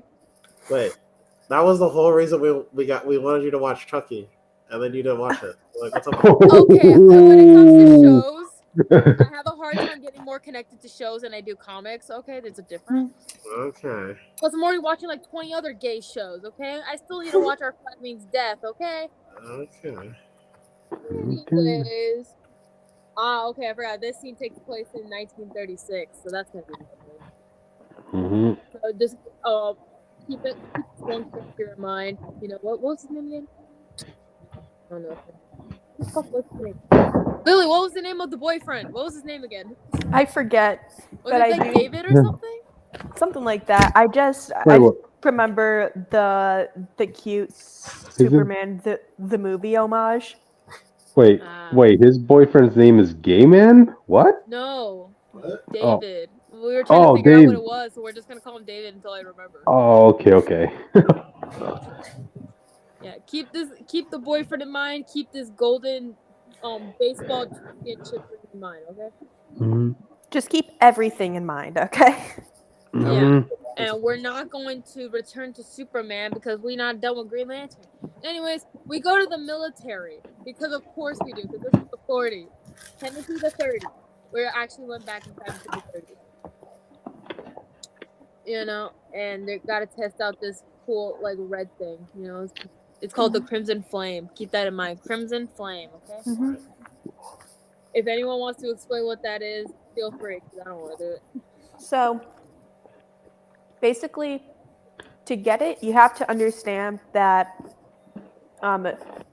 Alan Scott's ring is different from the rest of the Green Lantern Corps. He's not like an official Corps member. He just like found honorary. a rock. And his powers are magical in nature, basically. not technology. That's what I got out of this. Yeah. So yeah, keep that in mind too. And also, his weakness is wood. Yes, wood. Don't ask. I'm just thinking back to that one iconic scene in Magneto when Mr. Fantastic were a wooden gun is what could defeat. When they got Namor to freaking swim in a pool of alcohol. Right? Yeah. And then knowing that Reed used a wooden gun, he didn't be like, oh, my powers do work. I guess I'm evil again. Wow. Anyways, just another reminder, they're on a boat. Alan Scott is on a boat. Because he's in the Navy. Yeah. In the Navy. Okay, I'll stop. No. Oh, shit. Oh, his name's Johnny. Why was I thinking David? His name's Johnny. Man, if I had a nickel for every closeted gay man in a comic that's named Johnny. I have 2 nickels, which isn't a lot, but it's weird that it happened twice, right? Anyways, so Alan finishes talking to the big man with the pipe in his mouth, you know, Mhm. and he's talking with Johnny at another side of the ship, you know, and guess what? They see a bright red light. Yay! You know Bright who red that light. means? Anyways, time skip to 1941 because he's cooking. Yay. So basically, Alan is chilling out in his house, in his home, and they're trying to get him to join the Justice Society. And he doesn't want to do it, but he kind of has to do it, you know. And his home is like, "Yo, you should go do it, man. Mhm. Like, do it. Go have fun, you know. Beat up some delinquents. Have fun, you know." Go represent America, Alan Scott. No. Anyways, so we see some a gunman holding some hostages, you know. So obviously Alan's gonna do it. Alan does, puts on his ring, magical girls his outfit on, and leaves. Am I Wait, Magical wrong? girls. what? Am I wrong with that one panel where he's transforming? Yeah. I'm not wrong. I'm right. I'm 100% right. Oh. Just wait till you read his JSA and his body is literally just made of green flame. Oh my god, it's gonna be great when I read it. Anyways, so okay, now we go back in time, you know, and they kind of like, you know, Alan and Johnny, they kind of like low-key get married to each other, you know, it's all like nice and sweet. And so this one guy is like, "Yo, we only have one shot at this. Light it up, bitch. Red light. Let's go." Woo! And they claim it's working, but nothing ever goes to plan with the gays, okay? Because it's the gay people and we don't get to win. Anyways, after we pass all of the freaking DC manga ads, Jesus Christ. Can you put all your ads at the end of the book? Jesus Christ. The Superman manga though is really cute. I like the Joker Batman one. That was actually cute. Anyways, going back to it. So we go back to the 40s, you know, and we see, and you know, Alan is trying to figure out what's happening with the hostages and the gunmen, you know. That's not what's important here. We see this lady that's like, "Oh my god! Red smoke with the orange orb!" Ah! I don't know what that was, but anyways, we go back to the 30s because we like to time skip a lot, apparently. And so then we see Alan trying to hold up Johnny as much as humanly possible. You could probably guess how this is going so far. Anyways, we go back to the 40s where we see Alan evacuate the building. Well, he's telling people to evacuate the building, and then we see some zoom motion, which we know is Jay Garrick. Hey, one of the Flash fam, you know. And we just kind of like switch back and forth a lot, just letting you know. So Alan is fighting the red light smoke thing, you know, and we see a guy lay down on like a rooftop, you know, after Alan saves the day or whatever, and we get more fucking ads. Anyways, we're going back to the 30s for a little bit longer this time. So, yeah, no. So basically, Johnny doesn't make it. He gets absorbed by the red light. It's not good. It's not good. It wasn't pretty to look at. And so, keep in mind, Alan's not getting a good look at this guy, you know, when he's like bringing him down. And so, you know, Jay's there, he's talking, you know. Let me reread this real quick. So basically, Jay's like, "Yo, where'd you find this guy?" And he's like, "The roof." And Jay's like, "Are you sure about that? Because like with the way he looks like he drowned." He's like, "Drowned." And so Alan looks at the guy before like Jay finishes fully what he's saying. And it looks like he Yeah, he drowned and burned at the same time, which I'm still figuring out how that's possible, but we're figuring it out. Anyway, so Alan looks down, and guess who he notices? Guess who it is? That died. Was dead in his arms. Yeah, it's exactly who it is. Johnny. Yay! You know what? We should tell Ash to put this in a Johnny Suffers collection. It counts. Anyway, so you know that audio where it's like, somebody sedate me? That's basically how this issue ends with Alan's thought. He needs to be. Oh no! Am I wrong? You're not. Like, I am 100% right. They have to pin this man down on a table in Arkham. He's chilling out in Arkham. Yeah, the whole implication is that he's going through conversion therapy. Yeah, no, it's not good, man. It's not good. Mm-hmm. But it's like he's already going through so much shit right now. So the fact that they're adding that onto it, that's why I put this book on my list, because I need to know what happened. But this was a really good issue. I really liked it a lot. Mm-hmm. And I go read this instead of Gotham Wars, because you'll thank me later. Audience, if you're looking for a DC book and your only two options are Gotham War and Alan Scott, keep in mind, only one book has 99 problems. So and a bitch ain't one. Real. Yep. And I'm glad you like. I can't wait for the next issue. Cool. I guess we're going to be covering this whole story. It's a miniseries, right? Honestly, I don't know. I think so. Okay. Guys, this was fun and all, but I think it's time we cover something, maybe a bit more Halloween related, or maybe I should say Hallows Eve related, oh, yeah, definitely. Yeah, so, I hear there's a book out called Hallows Eve, The Big Night, #1. Did anyone read that? Oh, yeah, yes. No, I totally didn't. I totally don't have it in my hands right now. Okay, well, same here. Well, maybe someone talk about it, tell me what it was about. It's about Ben Reilly's girlfriend.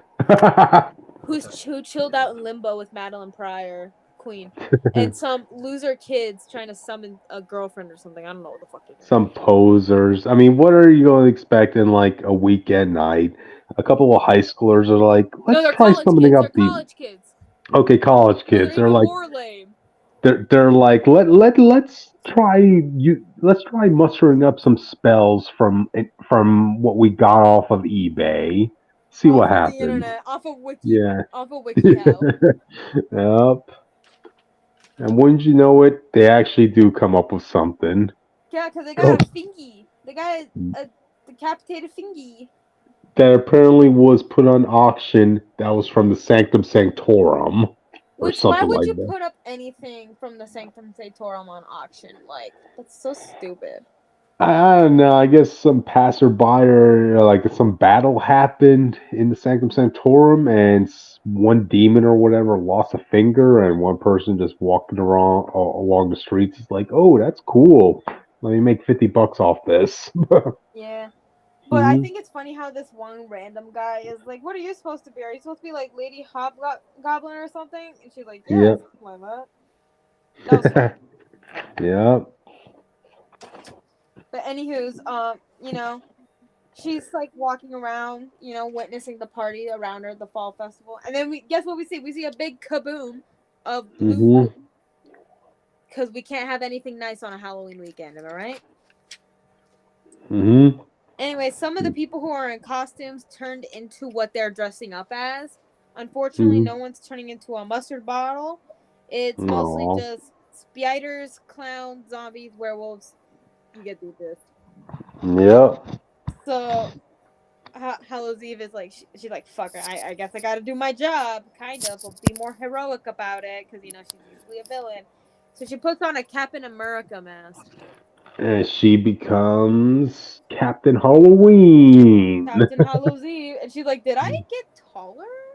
Yes. And did I get more patriotic? No. She became more spooky. Mm-hmm. No, it's her credit. Her credit what? She got taller and she has a cooler shield and caps? Boom roasted. Fuck you, Cryptid. I win.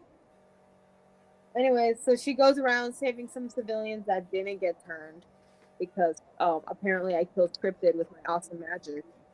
Wait, can you guys hear me? Yeah, now we can because you're lame. Oh, okay. Because I was saying just earlier. going along with the synopsis of the story. Yeah, I was saying earlier, Star is better than a pumpkin. Hey, pumpkins are good. Okay, they're cool. Hmm. Anyways, going back to it. So basically, she's able to defeat someone with Spider-Man. You know, she's able to get some people who were trapped in the spider web like down into safety. Especially because there was a horde of zombies, a whole bunch of zombies. Zombies Part 2. I kind of liked her reaction. She's like, "Oh my god, I thought the zombie craze died down already." You know, come on, Walking Dead is over, people. The hype is So she's like gone. fighting them, and then she gets like a bit overcrowded, and she gets like ambushed. But guess what? She has another trick up her sleeve, and she becomes a Hulk. Yay! Why do we need more Hulks? We don't need any more. We already have enough. Mm-hmm. Anyways, you're lucky that this is temporary. Basically, she's able to defeat the zombie horde. She goes to where the blue light is. You know, crashes down the door. She sees the thingy. Cracks the thingy. She squishes the thingy. Everything goes back to normal. Well, you might be wondering what happened to those 3 nerds who basically casted a spell off the WikiHow. They became blue birds. They became birds. Yeah. And they start attacking her because, of course, they do. So that's fun. Anyways, so later, she puts on a vampire mask and she goes to the Limbo Embassy in Midtown, which I keep forgetting that there is a Limbo Embassy in New York City. I remember first learning about it in the gimmick story for Marvel Pride, but whatever. Got it. So she goes over there. So she gives the guard a little gift, you know, of the birdies, you know, and she's like, oh, you know, playing superheroes and all that bad, you know, like looks like my work is done here, and then it's like end with a question mark, and then we get more fucking ads. You know, that's the thing that pisses me off about Marvel and DC comics is that they put their ads all throughout the book and they don't do it at the end. But it's like I like how they do that with the indie comics. It makes my life a bit easier. That's going by classic ways. Like that's how comics used to always do it with ads. I know, but they don't have to do it anymore. Mm-hmm. Like it's 2023, going on 2024. I think we can switch it up now. It won't kill us. Mm-hmm. It won't kill us. It ruins my immersion of the story. You know, that's why I like comics online. Gotcha. So I continue on, which? That's it. That's the end of the book. Yep. It's a one shot. Yeah. No, we don't get to see Madeline Pryor, guys. I'm sorry. I know she's great, but she's chilling out with the dark guy. Well, anyway, we instead of Madeline Pryor, we got to talk about one of Ben Reilly's old girlfriends in action. So getting to play superhero. Yay. Anyways, Lily, did you like the book? Have you read it? Which one? Hallows Eve? Yeah. I haven't. It's pretty good. I recommend it. Yeah, it's a book that's befitting the Halloween week. So yeah. Lily, do you want to stick with the original order, or do you want to do the switched order? Let's do the switch one because I have to go to bed soon. Okay. Go ahead. That's why I asked. Oh, well, hold on, guys. I got my book down here. It looks like what's this say? Alpha Flight? What? Yeah, we're going to the Great White North, motherfuckers! Oh my god! Hey guys, you heard about this book? You want to talk about it? Oh yeah, totally. Let's talk about it. You know, there's some stuff that happens. Okay. Lily, do you want to do the honors and start off with the synopsis? Yeah. So they're still fighting boxes. Sentinels. Yeah, I was forgetting if I should call them Sentinels or Nimrods, but no, they're Sentinels. They're the box Sentinels. Yeah, and the mutants and Nemesis are fighting them, while the mean Karen lady is angry. Her name's because- Erica, by the way. I keep forgetting that. Me She's too. she's pissed off, by the way. She's gonna go into a Karen outrage one of these days on like a poor freaking grocery store worker who's probably like 16. Yeah, and she's PO'd because, the box sentinels are being defeated, and we have to see Aurora destroy one before it destroys her. Then, well, she doesn't get destroyed; she just gets hit by it, and then North Star also gets hit by one. And then Alpha Flight goes back to Erica's joint, and Erica is pissed off, yelling at them, and Puck tries to sass her. And I want to talk about this one panel relating to that. So it's like she says, "At least the machines deliver results," and Puck's face in that is so funny. He's like doing a kind of pouty face, and I'm like, you know what? Go off, King. Live your truth. This is why we all love you. He's the best. He's the best. Him and Shaman should have been the leaders of Alpha Flight from the beginning, in my personal opinion. But yes, and Mac can die. He can choke, which we'll relate to later on. But we have to keep moving on. So basically, Shaman is like, this is not going good, and Snowbird is like, oh, we shouldn't have turned around, man. We needed to go help them, Like our homies need us. And then, meanwhile, the homies. What's his face? Whose name I also keep Feedback. His name's forgetting. Feedback. He's from the 90s run. Who the fuck cares about the 90s Yeah, run? We don't have Puck or Shaman. Yeah, I skimmed that run.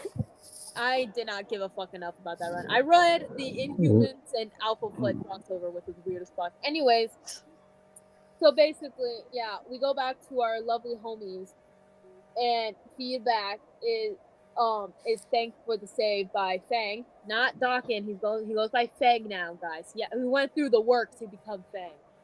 Yeah. Anyways, so Feedback is like, I'm the one who should be thanking you. Surprise Alpha Flight remembered me. And Jean Paul, with one of the best lines in this book so far, he's like, we're not Alpha Flight, not anymore. But we never forget those who fought with us. And so Nemesis shows up with the badass bit. Mm-hmm. And Fang is like, yo, we gotta go. And she's like, on it. And so Erica's like, Roger, do not let them leave, man. Shoot at them. But guess what? They got to leave. And Erica is pissed off.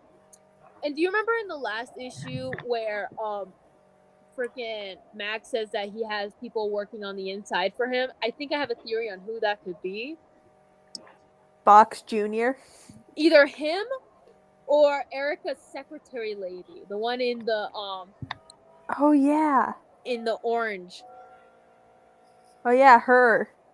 Could be her. That's my biggest lead right now. I have no other leads besides that one. And then we get a data page which says that Box Sentinels 2 and 9 had their arms severed by Fang. Box Sentinels 6, 7, and 14 were destroyed by Feedback, and Box Sentinel 1 was malfunctioned after being hit by Aurora. Slay. Good for her. So anyways, I actually really want to talk about this scene right now because I actually really did like this scene because it gives Kyle something to do, and I love Kyle. Yes, there was one weird thing that happened on the next page where Kyle was like there's nowhere in the world that's safe for you. I hate it. And you're like, you're a black dude saying this to a white kid. You're a black gay man. Like, okay. But we'll circle around that back later. But it's like the kid is kind of like pissed off. Like he just wants to go home, and I get it. If I was in this situation, I would be kind of pissed off too. But like I feel like he has to know that that the mutant Alpha Flight is trying their best to keep them all safe. Because, like, if they go out, they're either going to get, 1, captured by Department H and experimented on, or 2, they're going to get murdered by Orcus. And we don't want either of 3, that. all of the above. Yes. Anyways, we get another data page from which is a encrypted email from Northstar to Kyle, which I feel like this is the only way that they actually communicate to each other is by email. I love that the subject is just things are getting tense. No shit.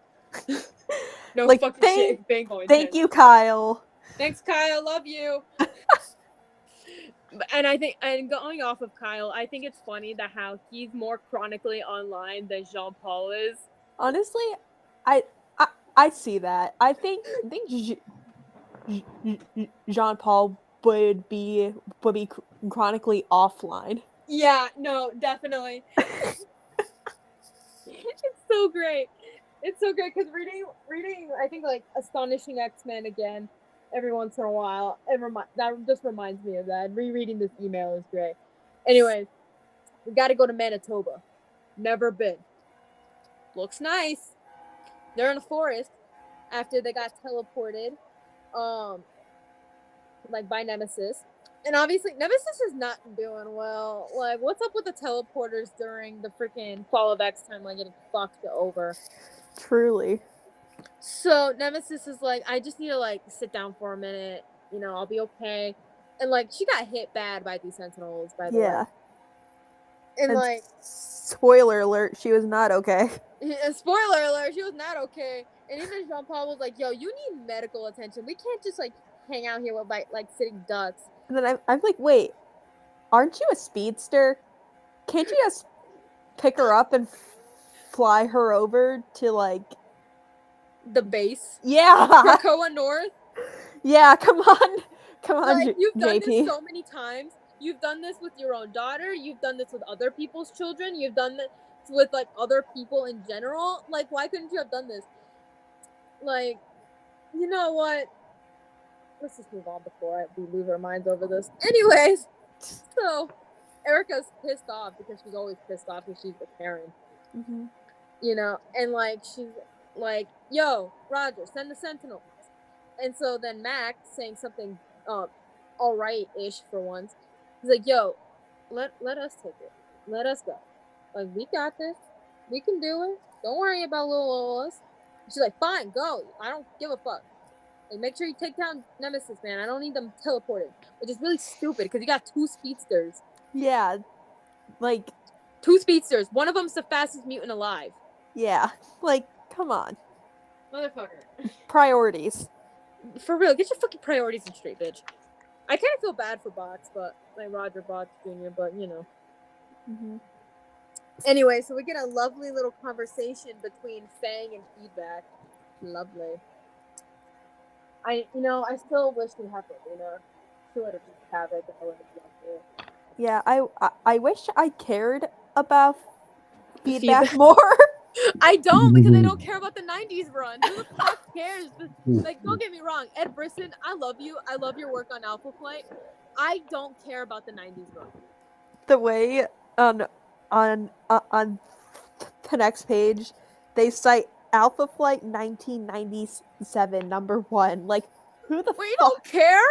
Yeah, no one likes that one. The only runs that people actually care about when it comes to Alpha Flight is the first one, and the 2011 run, and maybe this one and the 2004 run. No one gives a shit about the freaking second volume. Yeah. You could put that whole shit in a trade, and I will buy it and call it a day. Like, and I'm still actively collecting the second volume, so I have the whole collection. This sucks. Anyways, I don't care about you, but we do care about someone else. Exposing at us, and North Star is like at least they still have their lives, unlike the clone you left to suffer.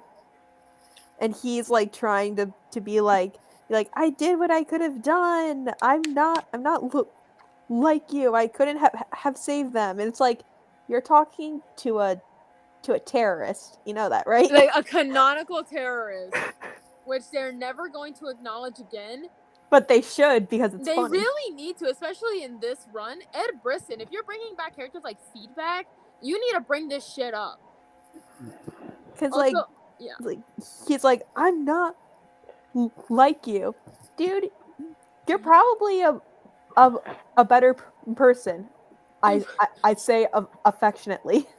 you know, not to like say anything that would boost my ego, but throughout this whole run, JP has the long coat on, and I have a feeling that it was totally not based off of my JP cosplay because I have a long coat, but I highly doubt it. I just wanted to bring that up because I want to feel something. Okay, let me feel something. Anyways, actually going back to the plot of the book. So the Nemesis not doing so well. And Aurora's like, oh, fuck, she's really not doing so well. So she takes off the mask, and she's like, oh my god, she's dying, we need to get help. And then we hear off panel, like, oh my god. And then Mac comes in, like, Heather, and says, my love, no. What did they do to you? The fuck? What the hell? I first read that, and I was like, you bitch, when was the last time you cared? Yeah, I need JT on this talk right now. Like, wasn't she like locked in a simulation he made? Locked in a simulation because of Mac. like, fuck off, my love. Oh god, it's like, fuck you, Mac. Fuck you. What the fuck is this my love bullshit? Like, we don't even know where their child is right now. Like, honestly, Matt, you should not be holding her in this last panel. You should have just let Aurora keep holding her, making sure that she's safe. Because I trust Heather in Aurora's hands way more than I trust her in Mac's hands. I'm sorry, honestly, but it's I trust her in like anyone's hands over Mac. No shit, I did. Like, anyone else on this page is a better fit to be looking after Heather. Even fucking Jackbox or whatever his name is, I forgot already. You mean Feedback? Yeah.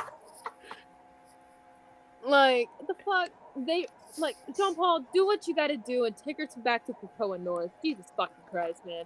Yeah, Aurora offered that, and Nemesis was like, no. I just need to sit down. It's fine. Yeah, and like everyone's like, no. No, you dumb bitch. Like, I love you, but no. And that's where the issue ends. Next month, we do have issue 4. So my bitch ass is gonna be talking about that again if you want to come back. And Jean Paul's back is turned on the cover. Ooh. Just very get JP on a fucking cover. Finally. You know, speaking of the variant covers, I'm buying all the variant covers besides that one Snowbird variant cover because it was really rare and it was super expensive. Besides the point, I feel like the twins should have gotten their own cover. Like, even if it's just them together or just them individually. A skiing cover. Like, come on! Like, I have so many great ideas for covers. Don't get me wrong, I love Fang. Akihiro, he's great, especially in modern days. I don't think he needs 2 covers. Don't get me wrong, I love Snowbird too. A cover for a fucking Alpha Flight book? Like, I get the 2 Snowbird covers. Don't get me wrong, we all love Snowbird in this house. But it's like, I can live without the 2 Aki ones. I can live without Mac getting his own cover. Give me an Aurora cover at least, man. I'll eat that fucking candy, bitch. Or like a shaman cover.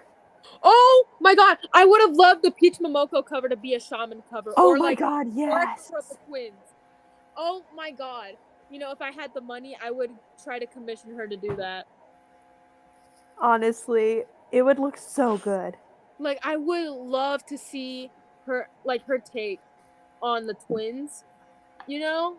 Like, I think that she can do something really cool with that.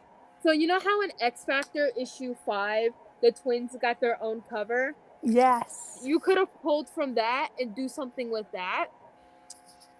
Or a Puck swimsuit cover. Ooh! We need to not. We need to not. We're giving out... You're giving me way too many ideas of what to do right now, and I don't want to do it. You know what? We need another Marvel swimsuit special. Thank you and good night. Yes. Nemesis revealed. Yes. Oh my god, dude, this issue was nuts. Yeah. I need more Jean-Paul and Kyle in my life, and more Aurora not being treated like shit. This is why we need a North Star mini with Or- Kyle and Aurora. No, at least a Love Unlimited story with JP and Kyle, or one with JM and Aki. How did they not give JP and Kyle one yet? Because they're homophobic and they only want to keep them for the Pride issues, and barely. And they also haven't given Reed and Sue one. You know, which is You egregious. would expect that. You would expect them to get one before anyone else did. But, Yeah. we're trying our best here.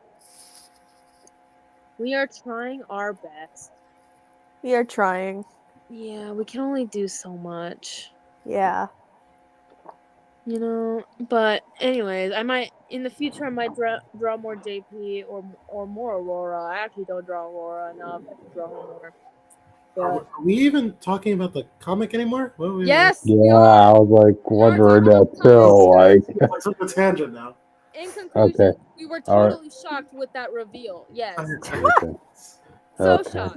Let's get back to the comic a bit. All right. Okay.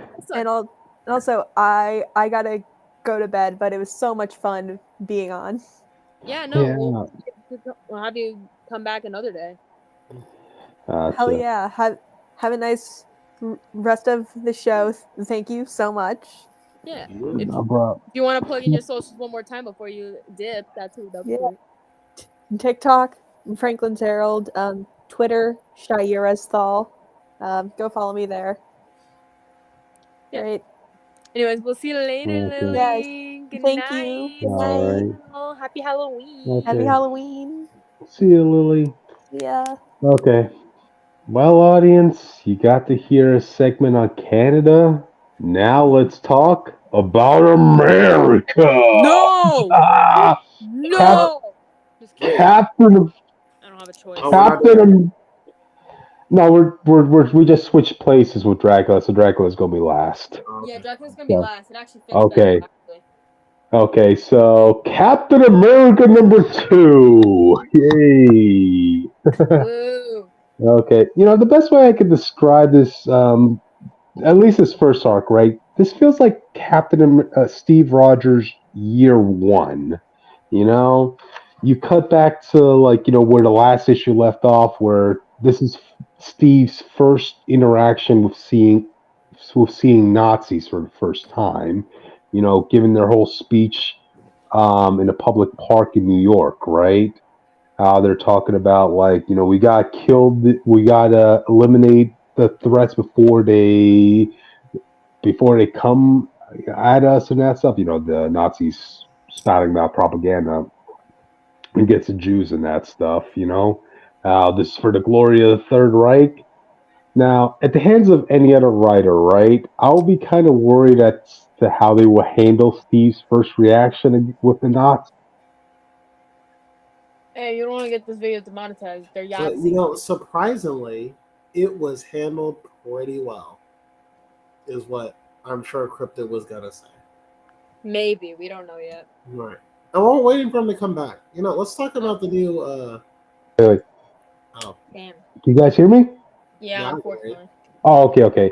Yeah, at the hands of any other writer, I'll be worried, oh my god, are they going to try to say that Steve was, saying, let's give Nazis a chance, or this or that, or whatever, further doing damage to his legacy. But no, the first time Steve sees Nazis, he's like, oh, you guys are full of crap. You guys are awful. Can you talk to us about the places you've been invading instead of saying how you're just spreading your ideology into other countries? No, you're invading them. What's this thing you guys are calling a concentration camp? And like the Nazi leader here is like saying, "Okay, you need to move. You need to leave, young man." So he has two of his goons like pull Steve away, right? Telling him, "No, you should go." And Steve is like, "See, that was your first mistake. Uh, I could do this all day, right?" Yeah, Steve gets a beating from these two guards. I mean, come on, what are you expecting? He's a scrawny homeless man at this moment, you know? Um, and we cut back to like, Steve, he is able to raise enough money to get that apartment that his friend, jeez, I'm forgetting his name now. Wait, what's his friend's name? Which? I'm blanking out. What? His best friend, I forgot his Arnie name. Roth? Arnie, yeah. Arnie found like a spot that is willing to rent a place out for Steve, right? For $10 a month, but they required 30 months, $30 right up front, right? And you come to find out that the spot they had was the supply room. And the landlord's like, "Look, I'm just doing this as a favor to your friend Arnie, right? If you don't want this, I could just put supplies right back in." And it seems like I can make do with this. And oh man, you kind of feel sorry for Steve in this situation. It's just him against the world at this point. But this is where you get introduced to the neighbor, Tiffany, right? Who is a resident in this apartment, and she's having trouble with the water in her bathroom system, right? While the landlord is too busy or maybe too cheap to have that fixed, Steve is there like saying, "Hey, I could take a look at it. After my father died, I had to do a lot of the maintenance in my mom's apartment, so I have some experience with this stuff." Eh, welcome to the neighborhood, Steve, is what the girl says. And keep in mind, this girl Tiffany, she has the girl next door sort of vibes. So, hey, Steve. It's a nice slice of life issue. It's not shooting you with like big action adventure fight scenes. At least not yet, anyway. It's just telling like a wholesome story about Steve growing up, and you do eventually see like Steve is settling down in his new apartment, and that's when he notices outside like these two Jewish people, right? They're being assaulted by this Nazi group. And Steve, he's not going back down. He's not going to see that happen. He comes out like telling them, "You gotta leave those two alone. Otherwise, I'll stop you myself." And the group of Nazis are like, "Oh, this will be easy."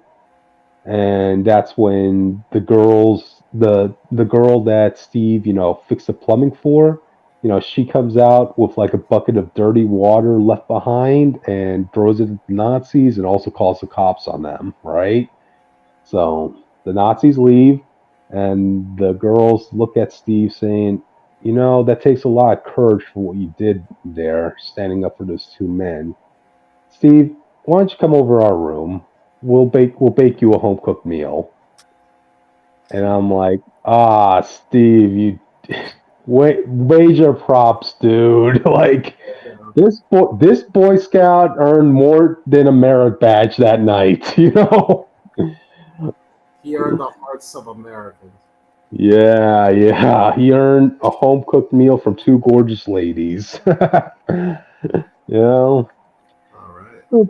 it was cool. And when I mentioned like this has serious year one vibes, we do cut back to one of the people in the Nazi rally that was at the New York Park, right?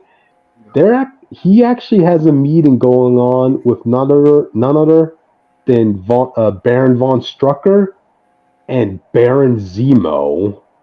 And I'm like, "Oh wow, wasn't expecting that. I wasn't even expecting to see Zemo without his mask." I'm like, "Oh wow." I sometimes forget that this guy was never born with that mask glued to his face. So, he's sporting.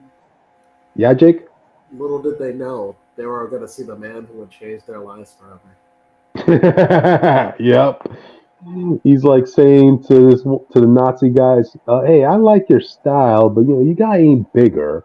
Have you ever heard?" And so that's the story of how Knuckles the Echidna became the last of his kind. It's actually pretty deep lore, you know. But if you want to understand that, you should play Sonic Adventure 1. No, you should go read another book that is better. Oh, AKA. You can ignore which and play Sonic Adventure 1 on. No, go read Dracula, man. This book just. We're going to talk about Sonic Adventure 1 is on Steam. Play Sonic Adventure 2. It's just better. Sorry, Sonic fans. Oh, they recently just put Castlevania Legends on the Switch, so that game's ass. Don't play that game. And that's probably like $50 on the Switch. No, it's part of like a collection. Wait, do you guys hear me? We hear you. Oh, okay. You guys gotta tell me when I'm out, because like I've been like talking for like the past minute. Like, no, didn't you not hear Jake talk about freaking Sonic? Yeah. That usually means you don't hear Jake talking about. Yeah. I was like talking. I was going on a tangent for a good minute, and it didn't sound like you guys heard me. I'm like, are you guys hearing me? No. Okay. Okay. But anyway, yeah. So Zemo is sporting a mustache, monocle, and hair, and Von Strucker looks just like a younger douchebag of himself. He looks like a bitch. Is that what you're trying to tell me? Well, I wouldn't say that. I mean, he's bald and he has scars all over his face. So bitch. Yeah. What you would think a evil Nazi looks like, So a bitch. So anyway, you do cut back to like the present time though. Steve is still helping to fix up some of the apartments there, and he has the people that helped save him in the last issue. A guy by the name of Kim, right? Who Steve hired to, help fix up the place too. And I kind of like his backstory. He learned a lot of his carpentry skills from his father. Who back in Korea, he was a bit of a perfect man when it came to construction and this stuff. Always making sure to pay attention to the finest details, making sure the job is done. Let's see, what was his? He even had a nickname, right? His nickname was Zero Tolerance Dejong, and I can kind of relate to that because my father is kind of like he is that mentality too. He's a construction worker himself, and he always wants to make sure the job is as perfect as possible, which is why a lot of the people in the construction crew called my dad Mr. Perfect. So yeah, that hit me in the heart a bit. Good issue. Art is good. It's continuing on the momentum of a pleasant Captain America story. And yeah, really can't wait for a third issue. And yeah, go support America, audience. Yeah. No, they're supporting genocide, dude. Go support America and not Canada. No, go read Alpha Flight. Thank you. Anyways, for our lovely finale for our Halloween special, I have a lovely book here from Image Comics in collaboration with the Universal Monsters. We're going to be talking about Dracula #1. Before I start actually talking about the book, I want to talk about the art. Martin Simmons, I believe is how you pronounce his name, did amazing on the art. You could see all the brush strokes of the paint and all this other stuff. I love how he uses colors, all this other stuff. Just letting you know, there's not a lot of vibrant colors in this book, and that's what makes it great. Anyways, this is more based off of the movie Dracula, not off the book Dracula. Letting you know that now for the audience who is curious. Anyways, we start off with Renfield, who really likes slides. If you know, you know. Basically, he's in like a therapy session with this guy. This guy's just trying to like figure out what's wrong with this guy because Renfield is kind of not loopy. Not really loopy. He's mad because Dracula is the thing. Also, I like how Renfield's face is just like not even geisha white, not even paper white. It's like fluorescent white. That's how like white his face is. It glows. And he's like, Nah, you can't take my blood. My blood only belongs to my master. I'll have to figure out who's master. You know? And it's great. And he's like, these little creatures, yeah, they're keeping my blood, they're keeping me going, you know? Like, I take all their power from them, and I'll serve my master. So, your blood is not for me to take. Your blood belongs to my master. And the reason why I'm not saying this all creepy like is because you should know me better by now. I don't do that. And it's because Renfield kind of looks kind of bonkers, you know? And this whole the doctor guy's like, who are you talking about, Mr. Renfield? Like, who is your master? You know? And then we go to the next page where Universal Pictures Skybound presents Dracula. Ooh, Dracula. And one of the only few vibrant colors you're gonna see in this book is red. One of the only few. And you can probably figure out why. Anyway, we cut over to these other two guys are discussing Renfield's character, I guess I should say. Very interesting person, right? You know, talking about all the shit that he did and all that jazz. Trying to like figure out how to like remove this curse and cure him, which that's what I like to call fortune. Anyway, we cut over to Mina and Lucy. Okay, Mina's the one with the more blondish hair, and Lucy is the one with the darker hair. Keep that in mind. This is somewhat important for later. Anyways, they're also talking about Renfield. You know, because this is about Renfield, not Dracula. It's all good. Don't worry about it. And so basically, Mina, like Mina's kind of like scaring like Lucy and vice versa. And like Lucy's like, oh, I could use somebody ripping at my throat with their teeth, and she's like, Lucy, come on. She's like, oh, fuck, tell me more. They keep telling about it, you know. And then we see this vibrant orangey yellow color mixed in with the red when it goes around Lucy. You remember that foreshadowing I told you about? Yeah, keep that in mind because on the next page, we actually see a vibrant blue / turquoise where we see Dracula hovering over Lucy, and basically, you know, he has to do Dracula. So we cut over to Renfield. He's like, I can hear you, Master. Master, I can hear you. While he's like being annoying, you know. So he's basically taken away because he's crazy, man. He's crazy. He keeps eating flies. I feel like that's a little bit weird to like a normal person, or even to a common weird person like myself.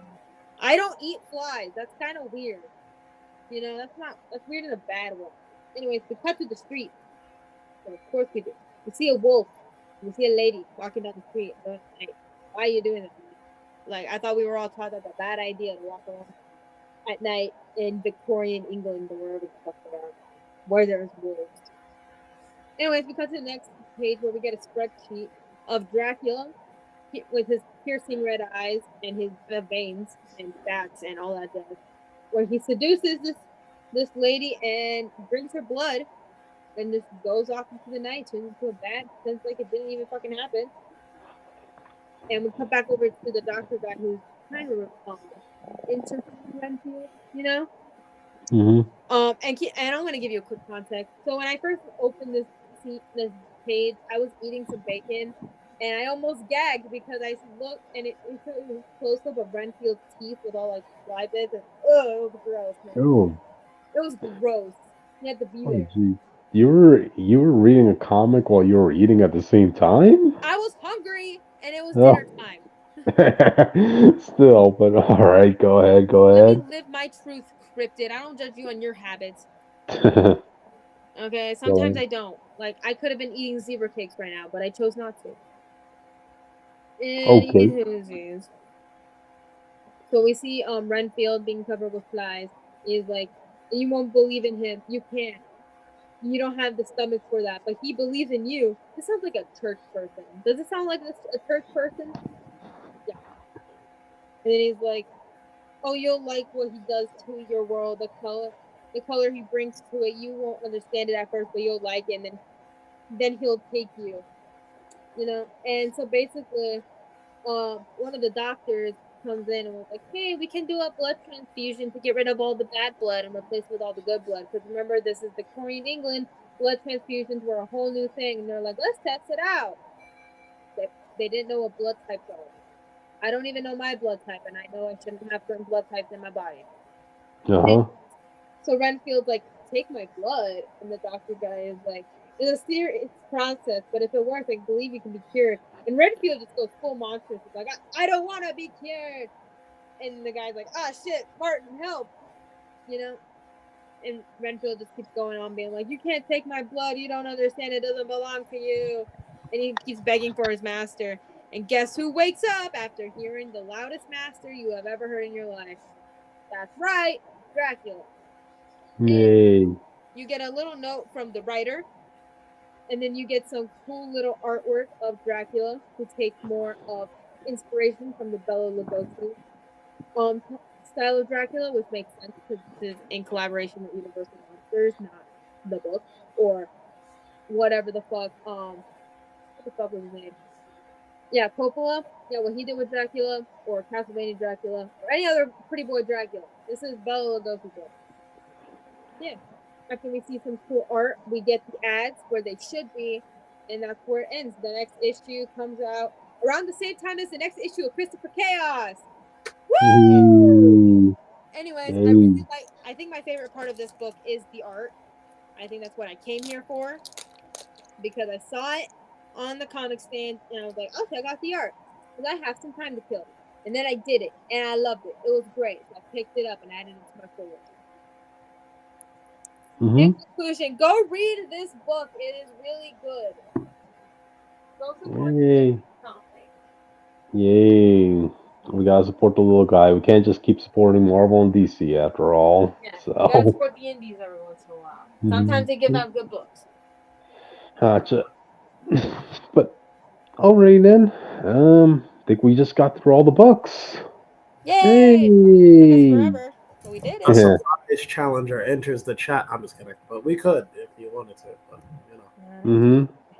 because the South Park special came out. I saw that special actually. That was actually pretty good. That was a pretty good special. That was surprisingly good. The Pandaverse. The Pandaverse. Oh, the Pandaverse South Park. Okay. Where Kathleen. I saw the trailer. It looked pretty funny. Dude, Kathleen Kennedy was the freaking boogeyman in that special. No, get it right. It wasn't our Kathleen Kennedy. It was Kathleen Kennedy from another timeline.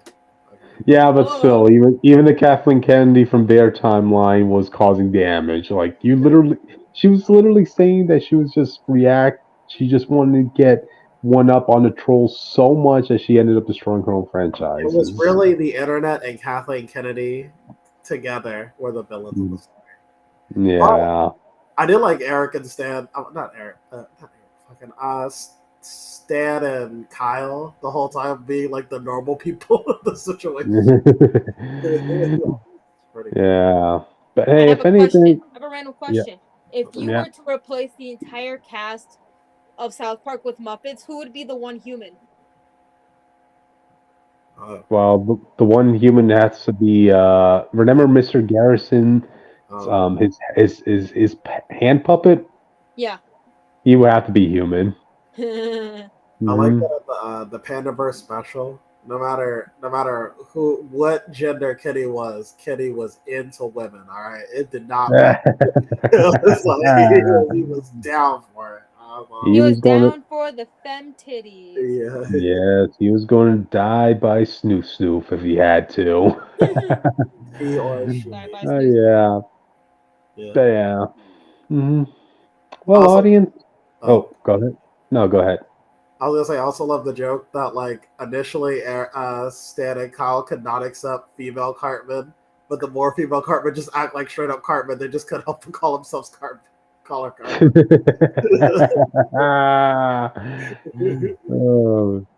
Oh man, and I just like how even the South Park kids are tired of the whole multiversal crap. Everybody's doing it. I was like, well, you mean some multiversal stuff are cool? Like, yeah, maybe like one. One. It's just a lazy cash grab by industries now at this point. Did you know Green Arrow, like the comic, is doing a multiverse story? Oh boy! I was like, Jesus. We gotta stop. This is too much. Dude, even Captain Britain had a multiverse story not too long ago. Yeah. That's been a thing for a while. The Captain Britain Corps has been there for a while, just as long as the Spider-Verse has. Yeah. Those two are the OGs. Yeah. Mm-hmm. Oh yeah. Go watch the good special. Yay. Go support your indie books. And go support America. No! With that, we're going to sign out, audience. Bye.